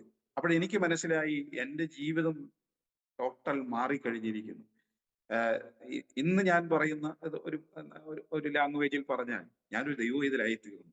അപ്പോ എനിക്ക് ആ യേശുവിനെ എന്റെ ഹൃദയത്തിൽ വേണമെന്ന് പറഞ്ഞ സമയത്ത് യേശു എന്റെ ജീവിതത്തിൽ വന്നപ്പോൾ ഉണ്ടായ വലിയ മാറ്റം എന്ന് പറഞ്ഞാൽ എന്നെ ജീവിതത്തിൽ മൊത്തം മാറ്റുവാനിടയായി. എന്റെ സംസാര ശൈലികൾ മാറി തുടങ്ങി. അതുവരെ ഞാൻ ചെയ്തിരുന്ന എല്ലാ ഹീനപ്രവൃത്തികളിൽ നിന്നും വിട്ട് ആ വൈകുന്നേരം എനിക്ക് വലിയ സന്തോഷത്തോടെ 3 ദിവസക്കാലം ഞാൻ അവിടെ ഇരുന്നു. അപ്പോൾ എനിക്ക് എത്രയും വേഗം എന്റെ വീട്ടിൽ വന്ന് ഇത് പറയണം. എന്റെ അമ്മയോട് പറയണം, എന്റെ പപ്പയോട് പറയണം എന്ന് കരുതി ഞാന് വലിയ ആവേശത്തോടു കൂടെ ഓടി വരികയാണ്. ഞാൻ ഓടി പാസ്റ്ററോട് പറഞ്ഞു, ഞാൻ ഓടി ചെന്നു, വീട്ടിൽ ചെന്നു. അപ്പൊ വീട്ടിൽ ചെല്ലുക എന്ന് പറഞ്ഞാൽ ഒരു 3-4 കിലോമീറ്ററുകൾക്ക് അപ്പുറത്താണ് വീട്. അപ്പൊ ഞാൻ അവിടെ ഓടിച്ചെന്നു എന്റെ ഫാദറിനോട് പറഞ്ഞു, നമ്മൾ വിചാരിക്കുന്ന പോലെ അല്ല കേട്ടോ. ജീവിക്കുന്ന ഒരു യേശുവുണ്ട്. നമ്മുടെ ജീവിതത്തിനെല്ലാം വ്യത്യാസം വരുത്തുന്ന ഒരു യേശുവുണ്ടെന്ന്. അപ്പൊ എന്നെ അടിമുടി എന്റെ പപ്പയൊന്ന് നോക്കി. നോക്കിയിട്ട് അപ്പൊ ഞാൻ ഇവിടെ കിടന്നവനെ പോലെയല്ല. എന്റെ രൂപങ്ങൾക്ക് മാറ്റം വന്നു. ഞാന് വേറെ ഏതോ ഒരു പ്രാകൃത രൂപമായിരുന്നു. അതെല്ലാം മാറി. ഏഹ് എനിക്ക് തന്നെ മാറ്റങ്ങൾ വന്നത് ഇദ്ദേഹം കുറച്ചു നേരം നോക്കി നിന്നിട്ട് എന്നോട് ചോദിച്ച ഒരു ചോദ്യമുണ്ട്. "നീ മാർഗ്ഗം കൂടിയിട്ട് വന്നല്ലേ?" അപ്പോ ഇത് ഇത്രയും വലിയ സത്യം, ഇത്രയും നല്ല കാര്യമെന്ന് ഞാൻ പറഞ്ഞ കാര്യത്തെ എന്റെ പിതാവ് വളരെ നിസ്സാരമായി തള്ളിക്കളഞ്ഞിട്ട് എന്നോട് പറഞ്ഞു, "നീ പെന്തക്കോസ്ത് പ്രാർത്ഥനയ്ക്കാണോ പോയത്? എങ്കിൽ പെന്തക്കോസ്തുകാരനെയൊന്നും എനിക്ക് വീട്ടിൽ വേണ്ട. വീട്ട് വിട്ട് പൊക്കോണമെന്ന്" പറഞ്ഞു. ഞാൻ ഒരിക്കലും അങ്ങനെ ഒരു റിപ്ലൈ അല്ല പ്രതീക്ഷിക്കുന്നത്. "ആണോ കുഞ്ഞേ? അങ്ങനെയാണെങ്കിൽ നമുക്ക് നാളെ ഈ പ്രാർത്ഥനയ്ക്ക് പോണമെന്ന് പറയും" എന്നുള്ള ഒരു ചിന്തയോടെ, ആവേശത്തോടെയാണ് ഞാൻ ചെല്ലുന്നത്. പക്ഷെ എനിക്ക് കിട്ടിയ മറുപടി നേരെ ഓപ്പോസിറ്റ് ആയപ്പോ ഞാന് പെട്ടെന്ന് നിരാശനായി. പെട്ടെന്ന് എന്ത് പറയണമെന്ന് എനിക്കറിയില്ല. അപ്പൊ എന്നോട് ഞാൻ 2, 3 മിനിറ്റ് നിശബ്ദനായി നിന്നു. അപ്പൊ എന്നോട് പറഞ്ഞു, "ഞാൻ പറഞ്ഞത് കേട്ടില്ലേ? ഇനി ഇവിടെ നിന്റെ ആവശ്യമില്ല. പൊയ്ക്കോ" എന്ന്. അപ്പൊ ഞാന് പിന്നീട് എന്റെ ഒരു പിതാവിന്റെ സ്വഭാവം എന്ന് പറഞ്ഞാൽ 1, 2 പറഞ്ഞതിന് ശേഷം നമ്മൾ കേട്ടില്ലെങ്കിൽ പിന്നെ വടിയെടുത്ത് അടിക്കും. അപ്പൊ പിന്നെ അടി കൊള്ളണ്ടല്ലോ എന്ന് കരുതി ഞാൻ പയ്യെ അവിടെ നിന്ന് എന്റെ വീട്ടിൽ നിന്ന് വെളിയിലോട്ട് ഇറങ്ങി റോട്ടിലോട്ട് അങ്ങനെ. അപ്പൊ ഞാൻ റോട്ടിൽ ചെല്ലുമ്പോ ഞങ്ങളോട് ഈ സുവിശേഷം പറഞ്ഞ് ഞാൻ ഈ പ്രാർത്ഥനയ്ക്ക് പോയ അവിടുത്തെ ആ പാസ്റ്റർ അവിടെ നിൽക്കുക.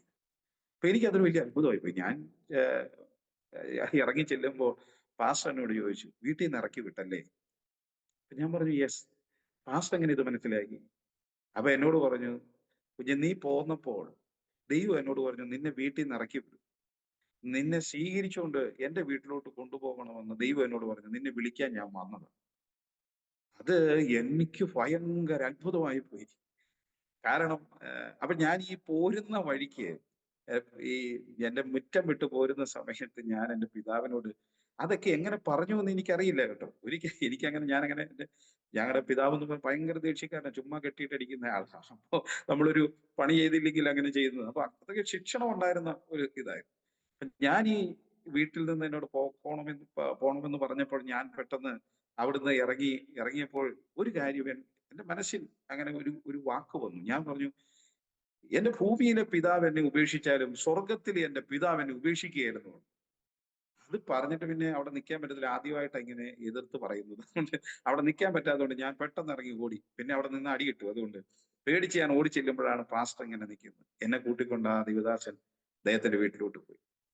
ഞാന് ശരിക്കും പറഞ്ഞാൽ 8 വർഷം ഞാൻ പിന്നെ ഭവനത്തിൽ കയറിയില്ല. എന്നെ കയറ്റിയില്ല. ഞാന് ഈ പാഷനേജിൽ വന്ന ആ ചെറിയ ഇടുങ്ങിയ സ്ഥലത്ത് അവരോട് കൂടെ പാർത്തു. അവിടുന്ന് കിട്ടുന്നു. അപ്പോഴെനിക്ക് അദ്ദേഹം ഒരു ബൈബിൾ വാങ്ങിച്ചു തന്നു. എനിക്ക് ചെറിയൊരു ഈ ഞാനൊരു ഇട്ട ഒരു മുണ്ടും ഷർട്ടേ ഉള്ളൂ. അതൊക്കെ ആയിട്ട് പോയി എനിക്ക് മുണ്ടും ഷർട്ടും ഒക്കെ വാങ്ങിച്ചു തന്നു. എന്നെ അവിടെ കൈക്കൊണ്ടു. അങ്ങനെ അവിടെ ഞാന് ചില മാസങ്ങൾ നിന്നു. അപ്പൊ അത് എന്റെ ജീവിതത്തിൽ വലിയ മാറ്റങ്ങളായി. എനിക്കൊരിക്കലും അങ്ങനെ ഒരു ഞാൻ സ്വപ്നമെന്നല്ല, ഞാൻ ഒരിക്കലും വിചാരിച്ചിട്ട് പോലും അങ്ങനെ ഒരു സ്ഥലത്ത് പോയി താമസിക്കുമെന്നോ പാസ്റ്റർമാരുടെ കൂടെ ആകുമെന്നൊന്നും ഒരിക്കൽ പോലും ഞാൻ ചിന്തിച്ചിട്ടില്ല. എന്റെ ജാതകം എഴുതിയിട്ടുണ്ട്. എന്റെ ജാതകത്തിനകത്ത് പോലും അങ്ങനെയില്ല. അങ്ങനെ ഒരു താമസം ഉണ്ടാകുമെന്ന്. അപ്പോ അതൊന്നും ഇല്ലാത്തതുകൊണ്ട് എനിക്കിതൊക്കെ ഭയങ്കര അത്ഭുതകരമായിട്ടാണ് ഞാനിതെല്ലാം കണ്ടുകൊണ്ടിരുന്നത്. ഞാൻ അവിടെ ചെന്നു. അവർക്ക് കിട്ടുന്ന അവർക്കുള്ള ചെറിയ ഇതിനകത്ത് ഞാൻ കൂടി. അവിടെ എനിക്ക് ബൈബിൾ വായിക്കാൻ തന്നു. ഞാൻ ബൈബിൾ വായിക്കാൻ തുടങ്ങി. ഞാന് അവിടെ പ്രാർത്ഥനയിലും മറ്റുമായി എനിക്ക് വേറെ എനിക്ക് ജോലിക്കെങ്ങും പോകാൻ പറ്റുന്നില്ല. എന്നെങ്ങും വിടത്തില്ല. അപ്പൊ ഞാൻ കുറച്ച് നാളായിട്ട് എങ്ങും പോകുന്നില്ലായിരുന്നു. ഞാൻ അങ്ങനെ നിൽക്കുന്ന സമയമാണ്. അപ്പൊ എനിക്കിത് ഒരു നല്ലൊരു ടൈമായിട്ട് ഇങ്ങനെ അവര് കണ്ടു. പക്ഷെ അവിടെ നടക്കുന്ന ഉപവാസ പ്രാർത്ഥനകളിൽ പല പാസ്റ്റേഴ്സിനെ അവിടെ യോഗത്തിന് വരും. അപ്പൊ വരുന്ന സമയത്തെല്ലാം ഈ പാസ്റ്റർമാര് പറഞ്ഞു ഞാനൊരു പാസ്റ്റർ ആകുമെന്നാണ് പറഞ്ഞത്. അപ്പൊ എനിക്കത് അത്രയും വലിയ ഇഷ്ടമുള്ള കാര്യമൊന്നും അല്ല. കാരണം ഈ കുറച്ച് ദിവസത്തെ സാഹചര്യങ്ങൾ കൊണ്ട് എനിക്ക് മനസ്സിലായി ഇതൊന്നും അങ്ങനെ ജീവിക്കാൻ പറ്റുന്ന ഒരു കാര്യമല്ല. അതിനൊക്കെ വലിയ ഇത് വേണം. ത്യാഗ മനോഭാവമൊക്കെ വേണം. എങ്കിലേ അത് പറ്റത്തുള്ളൂ എന്ന് ഇതിൽ നിന്നൊക്കെ ഞാൻ മനസ്സിലാക്കി ഇങ്ങനെ ഇരിക്കുന്ന സമയത്ത് ഈ വരുന്ന ആ ദൈവദാസന്മാരോ അല്ലെങ്കിൽ ആ പ്രാർത്ഥനാ യോഗത്തിൽ കൂടിയിരുന്ന് പ്രാർത്ഥിക്കുമ്പോഴോ ആരെങ്കിലുമൊക്കെ ഇങ്ങനെ ദൈവത്തിന്റെ സന്ദേശം എന്നോട് പറയും. ആ സന്ദേശം എന്ന് പറഞ്ഞ് ഞാൻ പാസ്റ്റർ ആകണമെന്നാണ് ദൈവത്തിന്റെ ഉദ്ദേശം എന്നുള്ള കാര്യം എന്നോട് പറയും. അപ്പൊ ഞാനത് ഇഷ്ടമല്ലെങ്കിലും ഞാൻ പിന്നെ അതിങ്ങനെ കേട്ടു. അങ്ങനെ കേട്ട് അത് ദൈവത്തിന് അതാണ് ഇഷ്ടമെങ്കിൽ അങ്ങനെ ആകട്ടെ, എന്റെ ഇഷ്ടമല്ലല്ലോ എന്ന് ഞാൻ അങ്ങനെ പ്രാർത്ഥിക്കാറുണ്ട്. അങ്ങനെ പ്രാർത്ഥിച്ചുകൊണ്ടിരിക്കുമ്പോൾ എനിക്ക് ആ പാസ്റ്റർ തന്നെ ബൈബിൾ സെമിനാരിയിൽ പഠിക്കാനുള്ള ഒരു ആപ്ലിക്കേഷൻ അദ്ദേഹം തന്നെ അയച്ചു. ആ ആപ്ലിക്കേഷൻ കിട്ടി. എനിക്ക് അങ്ങനെ പോകാനായിട്ടുള്ള ഒരു സാഹചര്യം ഉണ്ടായി. അപ്പൊ അദ്ദേഹം എനിക്ക് ഇതൊക്കെ ഉണ്ടെങ്കിലും എനിക്ക് അവിടെ പോയി പഠിക്കാനുള്ളതോ മറ്റോ ഒന്നും കാര്യം എനിക്ക് അറിയില്ല. അപ്പോൾ എന്നോട് പറഞ്ഞൊരു കാര്യമുണ്ട്, അനൂപേ, നീ പോയി ബൈബിൾ നല്ലപോലെ പഠിക്കുക. നിങ്ങളുടെ കൂട്ടത്തിൽ നിന്നൊക്കെ വരുന്ന ഒരാൾ നിന്നോടൊരു ചോദ്യം ചോദിച്ചാൽ നിനക്ക് എങ്ങനെ ഉത്തരം പറയാൻ പറ്റും? അത് പറ്റണമെങ്കിൽ നീ ബൈബിളിന്റെ ഒരു ആധികാരികമായ കാര്യങ്ങൾ അല്ലെങ്കിൽ ഒരു ഔട്ട്ലൈൻ എങ്കിലും നീ പഠിച്ചിരിക്കണം എന്ന് പറഞ്ഞു. അപ്പൊ അത് ഞാൻ പാസ്റ്റർ ആകണമെന്ന് കരുതി പോലും അല്ല സെമിനാരി പോകാൻ വേണ്ടി താല്പര്യപ്പെട്ടത്. അപ്പോൾ അതിന്റെ ഇടയിൽ ഈ എന്നോട് പറഞ്ഞു സ്നാനപ്പെടണം. അപ്പൊ ഞാന് സ്നാനപ്പെടുന്ന കാര്യത്തെക്കുറിച്ച് സംസാരിച്ചു. പാസ്റ്റേഴ്സ് ബൈബിൾ കോളേജിൽ പോകുന്നതിന് മുമ്പ് സ്നാനപ്പെടണമെന്ന് പറഞ്ഞു. ഞാൻ അങ്ങനെ അതിനൊക്കെ തയ്യാറായി. അപ്പം ഞാന് ആദ്യമൊക്കെ വിചാരിച്ചു സ്നാനപ്പെടണോ, സ്നാനം എന്ന് പറയുന്നത് എന്താണ്? അപ്പൊ അതിന്റെ ചോദ്യങ്ങളായിരുന്നു. അപ്പൊ അങ്ങനെ ഇരിക്കെ ഒരു ദിവസം രാത്രിയില് ഞാൻ ആദ്യമായി ഒരു സ്വപ്നം കാണുക. സ്വപ്നം എന്നല്ല, ഇപ്പോൾ ഞാൻ പറയുന്നത് ദർശനം. അത് ഞാനിങ്ങനെ പ്രാർത്ഥിച്ചു. ഞാൻ ഒത്തിരി സമയം ഇങ്ങനെ പിന്നീട് ഞാൻ ബൈബിളൊക്കെ വായിച്ച ഈ 2-3 ആഴ്ചകൾ കഴിഞ്ഞു, ഒരു മാസം കഴിഞ്ഞപ്പോഴത്തേക്കും എനിക്ക് വലിയ ആവേശമായി പ്രാർത്ഥിക്കാൻ. അപ്പൊ ഞാൻ രാത്രിയിലെല്ലാം ഇരുന്ന് പ്രാർത്ഥിക്കും. അങ്ങനെ ഇരിക്കെ എന്റെ മനസ്സിൽ ഒരു സംശയമായിരുന്നു, എന്തിനാ സ്നാനപ്പെടുന്നത്, എങ്ങനെയാണെന്നൊക്കെ ഉള്ളത്. അപ്പൊ ഞാനിങ്ങനെ രാത്രിയിൽ കുറച്ചു നേരം പ്രാർത്ഥിച്ച് ഏകദേശം ഒരു 2 മണിയോളം സമയം ആയപ്പോൾ ഞാനിങ്ങനെ കിടന്ന് ഉറങ്ങിക്കൊണ്ടിരിക്കുമ്പോൾ ഞാനിങ്ങനെ കാണുകയാണ്, ഞങ്ങളുടെ വീടിന്റെ താഴെയുള്ള ആ പുഴയിൽ അവിടെ ഉള്ള ഒരു വെള്ളച്ചാട്ടമുണ്ട്. ആ വെള്ളച്ചാട്ടത്തിൽ നിന്ന് ഞാൻ കാല് വഴുതി ആ വെള്ളത്തിനകത്തേക്ക് വീഴുന്നു. ഞാൻ പെട്ടെന്ന് പേടിച്ച് ചാടി എഴുന്നേറ്റ് ഞാന് എന്താണ് എനിക്ക് സംഭവിച്ചതെന്ന് നോക്കുമ്പോൾ ഞാനിങ്ങനെ വിയർത്തിരിക്കുക. അപ്പൊ മുഴുവൻ വെള്ളം പോലെ എനിക്ക് തൊട്ടു നോക്കി. അപ്പൊ ഞാൻ വെള്ളത്തിൽ വീണു എന്നുള്ളൊരു ചിന്തയാണ് എന്റെ മനസ്സിൽ വരുന്നത്. പെട്ടെന്ന് ഞാൻ അപ്പൊ രാത്രിയാണല്ലോ എന്ന് കരുതി ഞാൻ പിന്നെ അപ്പോഴെനിക്ക് ഞാൻ അന്ന് അത് കണ്ട് അതിനൊരു ഒരു എന്തോ ഒരു ഭീകരത്വം പോലെ എനിക്ക് തോന്നി. പക്ഷെ ഞാനതന്ന് അത്ര ഏതായാലും എന്താണെന്ന് എനിക്ക് ഇതുപോലെ തന്നെ അതിന്റെ പിറ്റേ ദിവസവും ഇതേപോലെ തന്നെ സംഭവിച്ചു. അപ്പൊ ഞാൻ ഈ ആദ്യ ദിവസം കണ്ടത് ആരോടും പറഞ്ഞില്ല. രണ്ടാമത്തെ ദിവസം ഇത് കണ്ടപ്പോൾ ഞാൻ പാസ്റ്ററോട് പറഞ്ഞു, പാസ്റ്ററെ, ഞാൻ ഇതുപോലെ കണ്ടു. ഒരു സ്വപ്നമാണ് എനിക്ക് തോന്നുന്നു. പാസ്റ്റർ പറഞ്ഞു, സ്വപ്നമല്ല കുഞ്ഞെ, അത് ദർശനമാണ്. ദൈവം നിന്നെ ദർശനം കാണിച്ചതാണ്. നീ സ്നാനപ്പെടാനുള്ള ദർശനം ദൈവം നിന്നെ കാണിച്ചതാണ്. സ്നാനപ്പെടാൻ സമയമായി. അങ്ങനെ ഞാന് സ്നാനപ്പെടാമെന്ന് പറഞ്ഞ് ഞാന് ഓക്കെ പറഞ്ഞ് ഞങ്ങള് സ്നാനപ്പെടാൻ സ്നാനത്തിന്റെ ക്ലാസ് ഒക്കെ എടുത്തു. അപ്പോഴെന്റെ കൂടെ തന്നെ ആ സഭയിൽ പുതിയതായി വന്ന 3-4 വ്യക്തികൾ ഉണ്ടായിരുന്നു. ഞങ്ങളെല്ലാം ഒരുമിച്ച് സ്നാനപ്പെടാനായിട്ട് തീരുമാനമായി. അങ്ങനെ പോയി. അപ്പോഴെനിക്ക് ഈ സ്നാനപ്പെടാൻ പോകുന്നതിന്റെ പെന്തക്കോസ്ത് ശൈലിയിലുള്ള സ്നാനപ്പെടലൊന്നും എനിക്കറിയില്ല. അപ്പൊ ഞാന് എന്നെ ഈ പാസ്റ്റർ കൊണ്ടുപോകുന്നത് ഇങ്ങനെ സ്നാനത്തിന്റെ ക്ലാസ് ഒക്കെ കഴിഞ്ഞ് ഒരു ഉച്ച കഴിഞ്ഞ സമയമാണ്. അപ്പോൾ ഞങ്ങൾ എല്ലാവരും ഇങ്ങനെ ജാഥയായി പോവുകയാണ്. ഡ്രമ്മെല്ലാം കൊട്ടി പാട്ടുകാരൊക്കെ പാടി അപ്പൊ ഇങ്ങനെ പോവുകയാണ്. അപ്പൊ ഞങ്ങളുടെ നാട്ടിലെ ഞാൻ ഈ ആത്മഹത്യ ചെയ്യാൻ വേണ്ടി ഞാൻ കുളിക്കുന്ന ഞാൻ ഞങ്ങള് ഞങ്ങളുടെ സ്വന്തം പുഴയിലാണ് സ്നാനപ്പെടാനായിട്ട്. പാസ്റ്റർ പറഞ്ഞു, അവിടെ നീ സ്നാനപ്പെട്ടാൽ മതി. ഞാൻ പറഞ്ഞു, അവിടെ അല്ലാതെ വേറെ എവിടെയെങ്കിലും കൊണ്ടുപോയി സ്നാനപ്പെടുന്നു. അപ്പൊ എന്നോട് പറഞ്ഞു, ചത്തവനെ കുഴിച്ചിടുന്നത് പിന്നീട് അവന് നാറ്റം വെക്കാതിരിക്കാനാണ്. അപ്പൊ അന്നത്തെ ഒരു ശൈലികളുണ്ട്. അപ്പൊ ആ ശൈലികളൊക്കെ എന്നോട് പറഞ്ഞ് അവിടെ പോയി ആണ് സ്നാനപ്പെടുത്തുന്നത്. ഞാന് ഒരിക്കലും ഞങ്ങളുടെ വീടിന്റെ അതിലൂടെയാണ് കൊണ്ടുപോകുന്നതെന്ന് പോലും പ്രതീക്ഷിച്ചില്ല. അപ്പൊ ഞാൻ എവിടാണ് പോയിരിക്കുന്നതെന്ന് ആളുകൾക്ക് ആർക്കും അറിയത്തില്ല. ഞാൻ പെന്തക്കോസ്തിലാണ് പോയതെന്ന് അറിയത്തില്ല. അപ്പൊ ഈ ആളുകളെല്ലാം ഈ ഡ്രം കൊട്ടി പാട്ടൊക്കെ പാടി ഇങ്ങനെ പോകുമ്പോൾ പാടുന്നൊരു പാട്ടുണ്ട്, ആരിതാ വരുന്നു എന്നുള്ള പാട്ട് പാടും. അപ്പൊ ആളുകളെല്ലാം ഇങ്ങനെ നോക്കുമ്പോൾ ഇതിന്റെ മുൻനിരയിൽ നിൽക്കുന്ന ഞാനാണ്. എന്നോട് കൂടെ മറ്റു സഹോദരങ്ങളുണ്ട്. അങ്ങനെ ഞങ്ങളുടെ വീടിന്റെ ഫ്രണ്ടിലൂടെയുള്ള വഴിയിലൂടെ ഇങ്ങനെ കൊണ്ടുപോകുമ്പോൾ എന്റെ പിതാവ് നോക്കി നിൽക്കുന്നു. അങ്ങനെ ഞാൻ ഈ സ്നാനത്തിലേക്ക് കൊണ്ടുപോയി ആ പുഴയിൽ ചെന്നു. അവിടെ പുഴയിൽ നിൽക്കുമ്പോൾ നാട്ടിലുള്ള ആളുകൾ മുഴുവൻ അറിഞ്ഞു ഇന്നയാള് സ്നാനപ്പെടാൻ പോകുന്നു. അപ്പൊ ഞങ്ങളുടെ നാട്ടിൽ പറയുന്ന അങ്ങനെയല്ല, അവനെ കലക്കവെള്ളത്തിൽ മുക്കാൻ കൊണ്ടുപോവുകയാണെന്ന്. അപ്പൊ അത് കാണാനായി ആദ്യമായിട്ടൊരു സ്നാനം നടക്കുകയാണല്ലോ, പരസ്യമായിട്ടുള്ള സ്നാനം ആ ദേശത്ത് നടക്കുകയാണ്. അപ്പൊ അത് എന്റെ സ്നാനമാണ്. അത് അവിടെ നടക്കുമ്പോൾ എല്ലാവരും അത് കാണാനായിട്ട് വരുന്നു. അപ്പോൾ രാഷ്ട്രീയക്കാരായ പിള്ളേരുണ്ട്, ഞാന് നിന്ന ഇതിലുണ്ട്. അപ്പോ അവര് പലരും ഈ പാസ്റ്റർമാരെ അടിക്കും, വെട്ടും എന്നൊക്കെ പറഞ്ഞ് വടിവാളുമായി വന്നവരുണ്ട്, കുറുവടിയായി വന്നവരുണ്ട്, കാണാൻ വന്നവരുണ്ട്. നിമിഷ നേരങ്ങൾക്കുള്ളിൽ ഒരു 10-15 മിനിറ്റുകൾക്കുള്ളിൽ ഒരു 100-500 പേര് ആ പ്രദേശത്ത് കൂടി. അതൊരു പുഴയാണ്. പുഴയുടെ ഇവിടെ ഒരു പാറയുണ്ട്. ആ പാറയുടെ മുകളിൽ നിറയെ ആളുകൾ തിങ്ങി നിറഞ്ഞ് സ്നാനം കാണാനായിട്ട് നിൽക്കുകയാണ്. അപ്പോൾ ഈ ആളുകൾ പലരും പറയുന്നുണ്ട്, അവനെ മുക്കിയാൽ പാസ്റ്ററെ ഞങ്ങൾ അടിക്കും എന്നെല്ലാം പറഞ്ഞ് ഭീഷണികളും ഇതിന്റെ ഒരു ഭാഗത്ത് മുഴങ്ങുന്നുണ്ട്. അപ്പോൾ പാസ്റ്റർ ആദ്യം വിചാരിച്ചു ഇനി എന്തെങ്കിലും ചെയ്യുമോ എന്നൊരു ചെറിയ ആശങ്കകൾ പാസ്റ്റർക്കുണ്ടായിരുന്നു. എങ്കിലും ആ ആശങ്കകളെ മാറ്റിക്കൊണ്ട് ഞാൻ പറഞ്ഞു, പാസ്റ്ററെ സാരമില്ല, എന്നെ സ്നാനപ്പെടുത്തിക്കൂ എന്ന് പറഞ്ഞ് ഞാൻ സ്നാനക്കടവിലേക്ക് ഇറങ്ങി. ഞാൻ സ്നാനക്കടവിൽ ഇറങ്ങുമ്പോൾ ആ, അന്തരീക്ഷം അപ്പോൾ നല്ല വെയിലുള്ള ഒരു സമയമാണ്. അങ്ങനെ ഞാൻ സ്നാനക്കടവിലേക്ക് ഇറങ്ങി. പാസ്റ്റർ എന്നോട് യേശുവിനെ വിശ്വസിക്കുന്നോ എന്ന് ചോദിച്ചു. വിശ്വസിക്കുന്നു എന്ന് പറഞ്ഞു. ഒരു 2-3 മിനിറ്റുകൾ കഴിഞ്ഞപ്പോൾ അന്തരീക്ഷം മാറി. അതെന്റെ ജീവിതത്തിൽ വലിയ അത്ഭുതകരമായ ഒരു കാര്യം. ഒരു സമയത്ത് അന്നൊരു ഞാൻ പോലും അറിയാതെ ഫോട്ടോഗ്രാഫേഴ്സിനെ എന്റെ കൂടെ സ്നാനപ്പെടുന്നവർ വിളിച്ചിട്ടുണ്ടായിരുന്നു. എടുത്തൊരു ഫോട്ടോ ഉണ്ടായിരുന്നു. ഞാനത് കുറെ നാളുകൾ വരെ ഈ സാക്ഷ്യം പറയുന്ന സമയത്ത് ഈ ഫോട്ടോ കാണിക്കുമായിരുന്നു. സ്നാനപ്പെടാൻ ഞാൻ ഇറങ്ങുമ്പോൾ ഭയങ്കര വെയില്. ഞാൻ വെള്ളത്തിൽ ഇറങ്ങി എന്നെ സ്നാനപ്പെടുത്തി ഞാൻ ഉയർന്ന് വെള്ളത്തിന് പുറത്ത് വരുമ്പോൾ ഭയങ്കര മഴത്തുള്ളികൾ വീഴുക. അന്തരീക്ഷം പെട്ടെന്ന് മാറി. ഭയങ്കര മഴ പെയ്തു. കാർമേഘങ്ങൾ വന്ന് ഭയങ്കര മഴ, പെട്ടെന്ന് സെക്കൻഡുകൾക്കുള്ളിൽ മഴയുണ്ടായി. അപ്പോൾ ഈ പാസ്റ്റേഴ്സിനെ വെട്ടണമെന്ന് പറഞ്ഞ ഭീഷണിപ്പെടുത്തിയ ഇത് നിന്നിരുന്ന ആളുകളെല്ലാം തിരിച്ചോടി. അപ്പൊ ഭയങ്കര മഴ പെയ്യുന്നു. അപ്പോ തിരിച്ചോടി കഴിഞ്ഞപ്പോൾ ഓടുന്നവർ പറയുന്നു പിന്നെ പിടിച്ചോളാം എന്നൊക്കെ പറഞ്ഞാ ഓടുന്നത്. പിന്നെ പിടിക്കാനൊന്നും അവർ വന്നില്ല. അപ്പോ ദൈവത്തിന്റെ ഒരു വലിയ പദ്ധതിയായി അത് മാറി. ആ ദൈവ പദ്ധതി എന്റെ ജീവിതത്തിൽ വലിയ അത്ഭുതമാണ്. എനിക്കത് ഒരിക്കലും മറക്കാനാവാത്ത ഒരു കാര്യമായി മാറി. ആ ദേശത്ത് തന്നെ പെന്തക്കോസ് വിശ്വാസങ്ങളോടുള്ള, ക്രിസ്തീയ വിശ്വാസത്തോടുള്ള അവരുടെ മനസ്സിലുണ്ടായിരുന്ന ആ താല്പര്യങ്ങൾ തന്നെ പൂർണ്ണമായി മാറുവാനിടയായി തീർന്നു. അങ്ങനെ ഞാന് സ്നാനപ്പെട്ട് മുമ്പിൽ വന്നു. എന്റെ പിതാവ് അപ്പോഴവിടെ അവിടെ ഒരു കൊച്ചു ജംഗ്ഷനുണ്ട്, കടയുണ്ട്, അവിടെ ഉണ്ട്. പക്ഷെ അദ്ദേഹം ഇതൊന്നും അംഗീകരിക്കുന്നൊന്നുമില്ല. അവിടെ നിന്ന് ആരോടോ പറയുന്നത് ഞാൻ കേട്ടു, എന്റെ മൂത്ത മകൻ മരിച്ചുപോയി, ഇനി എനിക്ക് അങ്ങനെ ഒരു മകനില്ല എന്ന് പറഞ്ഞു. അപ്പൊ ഞാനത് കേട്ടത് എന്നോട് വന്ന് പറഞ്ഞപ്പോൾ എനിക്ക് വലിയ നിരാശ തോന്നി. പക്ഷെ ഞാൻ പ്രാർത്ഥിക്കാൻ തുടങ്ങി. ഞാൻ അതിനുശേഷം വീണ്ടും പാഴ്സനേജിൽ പോയി താമസിച്ചു. 1-2 ആഴ്ചകൾ കഴിഞ്ഞപ്പോൾ ഞാൻ സെമിനാരിലേക്ക് യാത്രയായി. ഞാൻ അവിടെ ചെന്നപ്പോഴൊക്കെ എൻ്റെ ഉള്ളിന്റെ ഉള്ളിൽ ഒരു വേദന എന്നുള്ളത് എൻ്റെ പിതാവും സഹോദരങ്ങൾക്ക് വിശ്വാസത്തിൽ വരണം എന്നുള്ളതാണ്.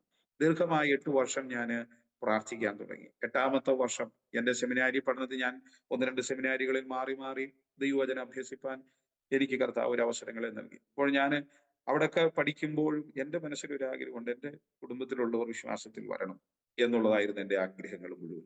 അപ്പൊ ഞാൻ എൻ്റെ പിതാവിന് വേണ്ടി പ്രാർത്ഥിക്കാൻ തുടങ്ങി. ഇനി വിശ്വാസം വന്നില്ലെങ്കിലും ഇതാണ് സത്യമെന്നൊന്ന് മനസ്സിലാക്കണം എന്ന് ഞാൻ പ്രാർത്ഥിക്കും. അങ്ങനെ ഞാൻ എറണാകുളത്ത് പഠിച്ചുകൊണ്ടിരിക്കുന്ന സമയത്ത് ഒരിക്കൽ എൻ്റെ മാതാവും എൻ്റെ പിതാവും 8 വർഷം ആ 8ാമത്തെ വർഷം അവര് എന്റെ അടുക്കൽ വന്നു. എന്റെ അടുക്കൽ വന്നെന്ന് പറഞ്ഞാൽ അവർക്ക് എറണാകുളത്തേക്ക് വന്ന പരിചയമില്ല. അവര് ചോദിച്ചും മനസ്സിലാക്കിയും എന്നോട് എൻ്റെ മാതാവ് ചോദിച്ച് എവിടാ സ്ഥലമെന്ന് ചോദിച്ച് മനസ്സിലാക്കി വരികയാണെന്ന് പോലും പറയാതെ അവര് അവിടെ വന്ന് എന്റെ അടുക്കൽ വന്ന് എൻ്റെ പിതാവിനോട് പറഞ്ഞു, കുഞ്ഞ് 8 വർഷം നിന്നെ ഞാൻ ഇറക്കി വിട്ടതിന് കുറ്റബോധം എനിക്ക് തോന്നുന്നു.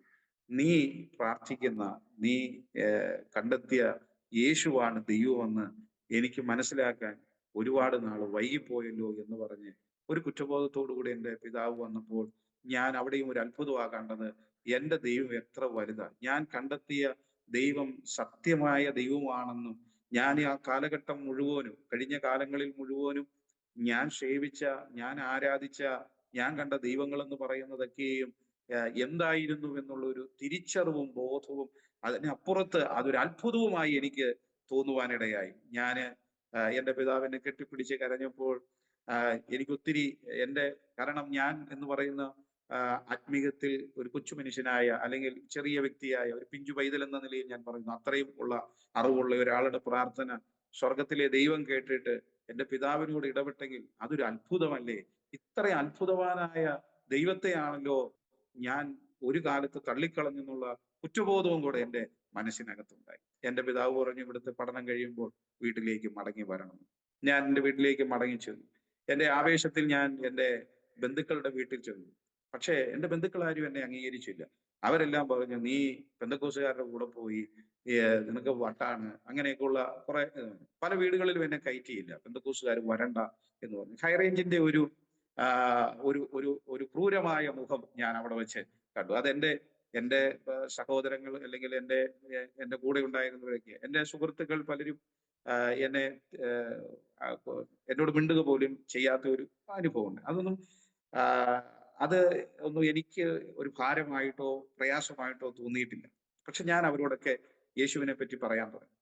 അങ്ങനെ ഞാൻ പറഞ്ഞു. അങ്ങനെ ഇരിക്കെ എൻ്റെ ഒരു അമ്മാച്ചൻ പറഞ്ഞു, നീക്ക് ഇനി എന്തിനാ ജീവിക്കുന്നത്? പെന്തക്കോസ്തിൽ പോയി നിന്റെയൊക്കെ ജീവിതങ്ങൾ മുഴുവൻ നഷ്ടപ്പെട്ടു പോയി എന്നൊക്കെ പറഞ്ഞ് അദ്ദേഹം എന്നെ കുറച്ച് അധികമായി സംസാരിച്ചപ്പോൾ എനിക്ക് ഒത്തിരി സങ്കടം തോന്നി. ഞങ്ങൾ ഭയങ്കര സ്നേഹമുള്ള അമ്മാച്ചനും മരുമകനുമാണ്. പക്ഷെ അത് പറഞ്ഞപ്പോൾ എനിക്ക് വലിയ സങ്കടം തോന്നി. അങ്ങനെ ഞാൻ പോന്നു, വീട്ടിൽ വന്നു. ഞാൻ കുറച്ചു നേരം പ്രാർത്ഥിച്ചു. അത് കഴിഞ്ഞ് ഇങ്ങനെ ഇരിക്കെ ഞങ്ങളുടെ പാസ്റ്റർ തന്നെ ഞാൻ ഇനി അടുത്ത സുവിശേഷ വേലയ്ക്ക് വേണ്ടി എന്നെ പലയിടങ്ങളിൽ ഞാൻ സുവിശേഷ ഒരു സഭയുടെ പാസ്റ്ററായി മാറാൻ ഉള്ള കാര്യമായി എന്റെ ഗ്രാജുവേഷൻ ഒക്കെ കഴിഞ്ഞ് ഞാൻ അങ്ങനെ മാറുന്ന ഒരു സമയത്തേക്ക് വന്നു. അപ്പോൾ ഞങ്ങളുടെ പാസ്റ്റർ തന്നെ പറഞ്ഞു, ഇനി ഒരു വിവാഹമൊക്കെ കഴിച്ച് വേണം പോകാൻ. അപ്പൊ ഞാൻ അതിനെക്കുറിച്ച് ഒരു പ്രിപ്പയർഡ് ഒന്നും അല്ല ആ സമയങ്ങളിലേക്ക്. അപ്പോ എൻ്റെ വീട്ടിൽ പറഞ്ഞു. അപ്പൊ പല ആളുകളും എന്നെ കളിയാക്കിയിട്ടുണ്ട്. ഈ പെന്തക്കോസ്തിൽ പോകൊണ്ട് ഇനി പെണ്ണൊന്നും കിട്ടത്തില്ല, ആര് തരാനാ, സാമുദായികമായി ഒന്നും ആരും തരത്തില്ല എന്ന്.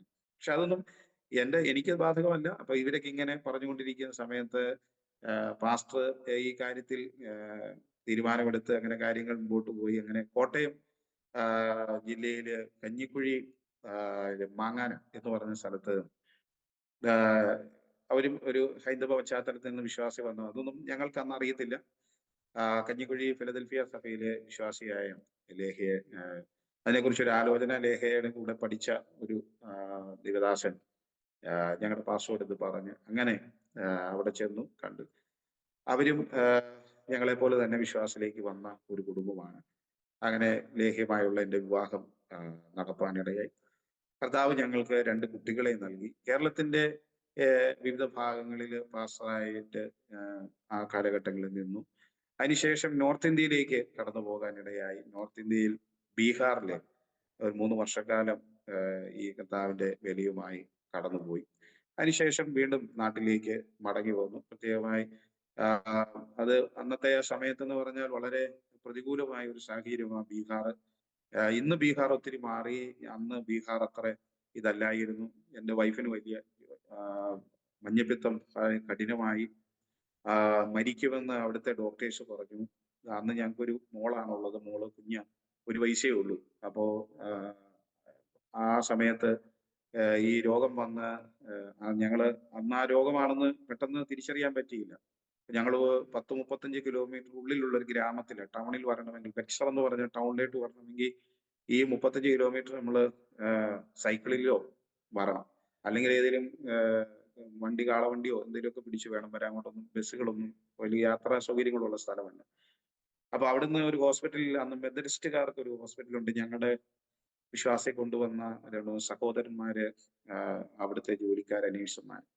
അപ്പൊ അവരോട് ഞാൻ ഈ കാര്യം പറഞ്ഞപ്പോൾ അവര് സാർ അവിടെ കൊണ്ടുവരാൻ പറഞ്ഞു. അങ്ങനെ ഞാൻ അവിടെ ഹോസ്പിറ്റലിൽ ചെന്നു. ഹോസ്പിറ്റലില് മലയാളി ഒരു ഡോക്ടർ ഉണ്ടായിരുന്നു. അദ്ദേഹം എന്നോട് പറഞ്ഞു, പാസ്റ്ററൊക്കെ ശരി തന്നെയാണ്, പക്ഷെ ആളുടെ സ്ഥിതി വളരെ മോശമാണ്. ഇവിടെ നിന്നാൽ ആളെ കിട്ടത്തില്ല, പാസ്റ്റർ നാട്ടിൽ കൊണ്ടുപോകണം, എത്രയും പെട്ടെന്ന് കൊണ്ടുപോകണമെന്ന്. അന്ന് പട്ന എറണാകുളം ഒരു ട്രെയിനാണ് ഈ ബക്സർ എന്ന് പറഞ്ഞ വാരണാസി ബക്സർ വഴി പോകുന്നത്. അപ്പൊ അത് ചൊവ്വാഴ്ച ഇവിടുന്ന് ശനിയാഴ്ച പോകും. പിന്നെ അവിടുന്ന് ചൊവ്വാഴ്ച ഇങ്ങോട്ട് വ്യാഴാഴ്ച അവിടുന്ന് തിരിച്ചു പോരും. അപ്പൊ ആ ഒരു സമയത്തെ ട്രെയിനുള്ളൂ. പിന്നെ പറഞ്ഞെങ്കിൽ പിന്നെ അടുത്ത വ്യാഴാഴ്ച വരെ കാത്തിരിക്കുകയാണ്. അപ്പൊ ഈ പറയുന്നത് ഒരു ചൊവ്വാഴ്ചയാണ്. ബുധനും പോയി വ്യാഴാഴ്ച പോരണം. എന്ത് ചെയ്യണമെന്ന് ഒരു സെക്കൻഡ് കൊണ്ട് അറിയില്ല. സഹായിക്കാൻ ആരുമില്ല. ആ സമയത്ത് ദൈവത്തോട് പ്രാർത്ഥിച്ചു. എൻ്റെ ഒരു സുഹൃത്ത് എനിക്ക് ടിക്കറ്റും എടുക്കാനുള്ളതുമായ ഒരു പൈസ അദ്ദേഹം അവിടെ വന്ന് തന്ന് ഞാൻ അവിടുന്ന് ടിക്കറ്റ് എടുത്ത്, ഒന്നും സീറ്റുകളൊന്നുമില്ല. ഞാൻ വിശ്വാസത്താൽ വൈഫിനെയും കുഞ്ഞിനെയും കൊണ്ട് കയറി ഒരു കൊച്ചു ബർത്തിൽ ഞങ്ങൾ 4 ദിവസക്കാലം യാത്ര ചെയ്ത് എറണാകുളത്ത് വന്ന് ഇറങ്ങുമ്പോൾ ഒരിക്കലും ഈ വ്യക്തിയെ അല്ലെങ്കിൽ എൻ്റെ വൈഫിനെ തിരിച്ചു കിട്ടുമെന്ന് പ്രതീക്ഷിക്കാതെയാണ് ഞാൻ കൊണ്ടുവന്നത്. ആള് ആകെ അസ്ഥികൂടം പോലെയായി. ഈ ഒരു 4 ദിവസത്തെ യാത്ര കൊണ്ട് ആകെ ടയേർഡായി. ഞാൻ ഇവിടുന്ന് വീണ്ടും ഞങ്ങൾ എറണാകുളത്ത് നിന്ന് കോട്ടയത്ത് ചെന്നു. കഞ്ഞിക്കുഴിയിലെ ഒരു വൈദ്യനുണ്ട്. അദ്ദേഹത്തിന്റെ അടുക്കെ കൊണ്ട് കാണിച്ചു, പറഞ്ഞു രക്ഷപ്പെടാൻ യാതൊരു സാധ്യതയുമില്ല. പിന്നെ നിങ്ങൾ പ്രാർത്ഥിക്കുന്നവരല്ലേ, പ്രാർത്ഥിക്കൂ എന്ന് പറഞ്ഞു. ഞാൻ തരുന്ന മരുന്നിനേക്കാൾ നിങ്ങളുടെ പ്രാർത്ഥനയ്ക്ക് ശക്തിയുണ്ടെന്ന് അദ്ദേഹം പറഞ്ഞ് ഞങ്ങള് പ്രാർത്ഥിക്കാൻ തുടങ്ങി. അങ്ങനെ ആ പ്രാർത്ഥനയ്ക്ക് ഉള്ള ശക്തി കൊണ്ട്, മരുന്നിനേക്കാൾ അപ്പുറമായ പ്രാർത്ഥനയുടെ ശക്തി കൊണ്ട് ഇന്ന് ആള് ആരോഗ്യത്തോടെ ജീവിച്ചിരിക്കുന്നു. അത് ആ വൈദ്യന് പോലും വലിയ അത്ഭുതമാണ്. അദ്ദേഹം ചോദിച്ച ഒരു ചോദ്യമുണ്ട്, ഇത് നോർമൽ ആയപ്പോൾ ആ, നിങ്ങളുടെ ദൈവത്തിന് ഇത്രയേറെ ശക്തിയുണ്ടെന്ന് എനിക്ക് ഒരിക്കൽ കൂടെ അനുഭവിക്കാൻ, അല്ലെങ്കിൽ നിങ്ങളെ കണ്ട് മനസ്സിലാക്കാൻ സാധ്യമായല്ലോ എന്ന് പറയുവാനിടയായി. അതിനുശേഷം ഞങ്ങള് തമിഴ്നാട്ടിൽ പോയി. തമിഴ്നാട്ടിലും കർത്താവിന്റെ വേലയോടുള്ള ബന്ധത്തിൽ പോയി. എന്റെ മനസ്സില് ഈ പിന്നെ ഒരു സുഖകരമായ ആ, വേല എന്നുള്ളതല്ല, കർത്താവിന് വേണ്ടി എന്തെങ്കിലും പ്രയോജനപ്പെടണം എന്നുള്ള ചിന്തകളാണ് എന്റെ മനസ്സിൽ. അതുകൊണ്ട് ഞാൻ കൂടുതലും തിരഞ്ഞെടുക്കുന്ന അത്തരത്തിലുള്ള സാഹചര്യങ്ങളുള്ള സ്ഥലങ്ങളൊക്കെയായിരുന്നു. ഞാൻ അവിടെ ചെന്ന് അവിടെയും 3 വർഷക്കാലം നിന്നു. അങ്ങനെ ഇരിക്കെ ഞങ്ങളുടെ കുഞ്ഞുങ്ങളുടെ വിദ്യാഭ്യാസത്തോടൊക്കെയുള്ള ബന്ധത്തിൽ നാട്ടിലോട്ട് വരണമെന്നൊരു ആഗ്രഹം മനസ്സിലുണ്ട്. അങ്ങനെ നാട്ടിലോട്ട് വരികയും അങ്ങനെ എറണാകുളം ജില്ലയില് വന്ന് വൈറ്റില എന്ന് പറഞ്ഞ സ്ഥലത്ത് അവിടെ ഒരു ചർച്ചിൽ ഞങ്ങൾക്ക് അവസരം കിട്ടി. ഞങ്ങൾ ആ ചർച്ചിൽ വന്ന് അവിടെ ആഹ് 3 വർഷക്കാലത്തെ ഒരു പാസ്റ്ററായി നിൽക്കുമ്പോൾ ദൈവം എന്നോട് വീണ്ടും സംസാരിച്ചു. ഉദയംപേരൂർ എന്ന് പറഞ്ഞ സ്ഥലത്തെ കുറിച്ച്. ഉദയംപേരൂർ എന്ന സ്ഥലത്ത് ഒരു വേല ആരംഭിക്കണമെന്ന് ദൈവം ഞങ്ങളോട് പറഞ്ഞു. 10 വർഷങ്ങൾക്ക് മുമ്പ് ഞാൻ ആ സ്ഥലത്ത് ചെന്നു. ഒരു മനുഷ്യനും വിശ്വാസികളില്ല. രഹസ്യമായി വിശ്വാസത്തിൽ വന്ന ചില ആളുകൾ മാത്രം പലയിടങ്ങളിൽ ടൗണുകളിലുള്ള ചർച്ചകളിൽ പോകുന്നു. ആരും ആ ദേശത്ത് നിൽക്കുന്നില്ല. ആ ഉദയംപേരൂർ എന്ന് പറഞ്ഞ പഞ്ചായത്തിനെ കുറിച്ച് അറിയാം. ഉദയംപേരൂർ എന്ന് പറഞ്ഞാൽ അവിടെ ഹിന്ദുക്കളുള്ള, കൂടുതൽ മെജോറിറ്റി ഹിന്ദുക്കളാണ് ഉള്ളത്. അങ്ങനെയുള്ള ഒരു സ്ഥലമായിരുന്നു. പിന്നെ യാക്കോബക്കാരുണ്ട്, ക്രിസ്ത്യൻ ഉണ്ട്, എല്ലാം കാത്തലിക്. അതുകൊണ്ട് അവരൊക്കെ മെജോറിറ്റി കുറവുള്ള ആളുകളാണ്. ദൈവം എനിക്ക് നൽകിയ ഒരു ദർശനം അനുസരിച്ച് ഞാൻ ആ ദർശനത്തെ പൂർണ്ണമായി മുറുകെ പിടിച്ചുകൊണ്ട് നാളുകൾ ഞങ്ങൾ ഉപവസിക്കുകയും പ്രാർത്ഥിക്കുകയും ചെയ്തു. അങ്ങനെ ഇരിക്കെ, ഒരു രൂപ പോലും ഇല്ലാതിരിക്കെ അങ്ങനെ ഒരു ദർശനം കിട്ടി. ആ വേലയ്ക്ക് വേണ്ടി ഞാൻ മുൻപോട്ട് ഇറങ്ങുവാനിടയായി. വാടക വീട്, പല വീടുകൾ നോക്കി, 10-40 വീടുകൾ നോക്കി. ഒരു വീടും താമസിക്കാൻ തരും, പ്രാർത്ഥനയ്ക്ക് തരത്തില്ല. അങ്ങനെ ഇരിക്കെ ദൈവസന്നിധി ഉപവസിച്ച് പ്രാർത്ഥിക്കുന്ന സമയത്ത് ഒരു റിട്ടയർഡ് SI ഒരു വീട് ഞങ്ങൾക്ക്, അദ്ദേഹം പറഞ്ഞു നിങ്ങൾക്ക് പ്രാർത്ഥനയ്ക്കായിട്ട് വീട് കൊടുക്കുള്ളൂ എന്ന് പറഞ്ഞ് അങ്ങനെ ഒരു വീട് അത്ഭുതകരമായി അദ്ദേഹം ഞങ്ങൾക്ക് നൽകുവാനിടയായി.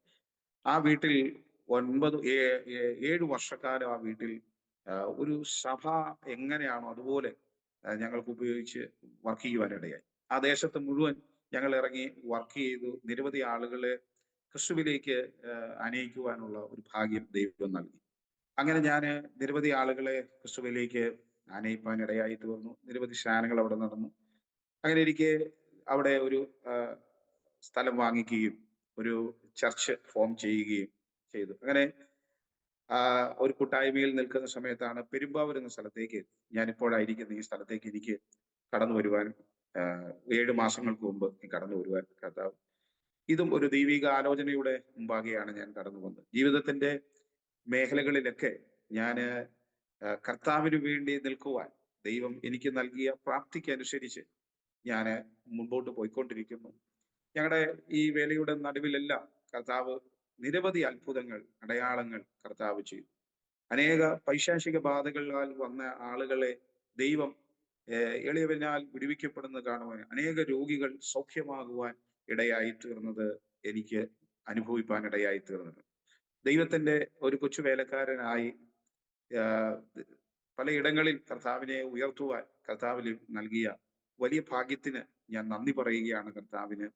ഞാന് ഇടുക്കി ജില്ലയിലെ ആ കൊച്ചു ഗ്രാമത്തിൽ ദൈവത്തെ വേണ്ടെന്ന് വെച്ച് കരുതിയിരുന്നെങ്കിൽ, അല്ലെങ്കിൽ എൻ്റെ ചെറുപ്പകാലത്ത് ഞാൻ അനുഭവിച്ച ആ ദൈവവിശ്വാസം കൊണ്ട് മുമ്പോട്ട് പോയിരുന്നെങ്കിൽ ദൈവരാജ്യത്തിനു വേണ്ടി, ദൈവത്തിനു വേണ്ടി എനിക്ക് പ്രയോജനപ്പെടാൻ കഴിയത്തില്ലായിരുന്നു. എന്നാൽ ദൈവത്തിന്റെ വലിയ സ്നേഹം എന്നെ തേടി വന്ന് എന്നെ ഈ മഹാവേലയ്ക്ക് വേണ്ടി വിളിച്ച എൻ്റെ ദൈവത്തിന് ഞാൻ 1000 നന്ദി പറയുകയാണ്.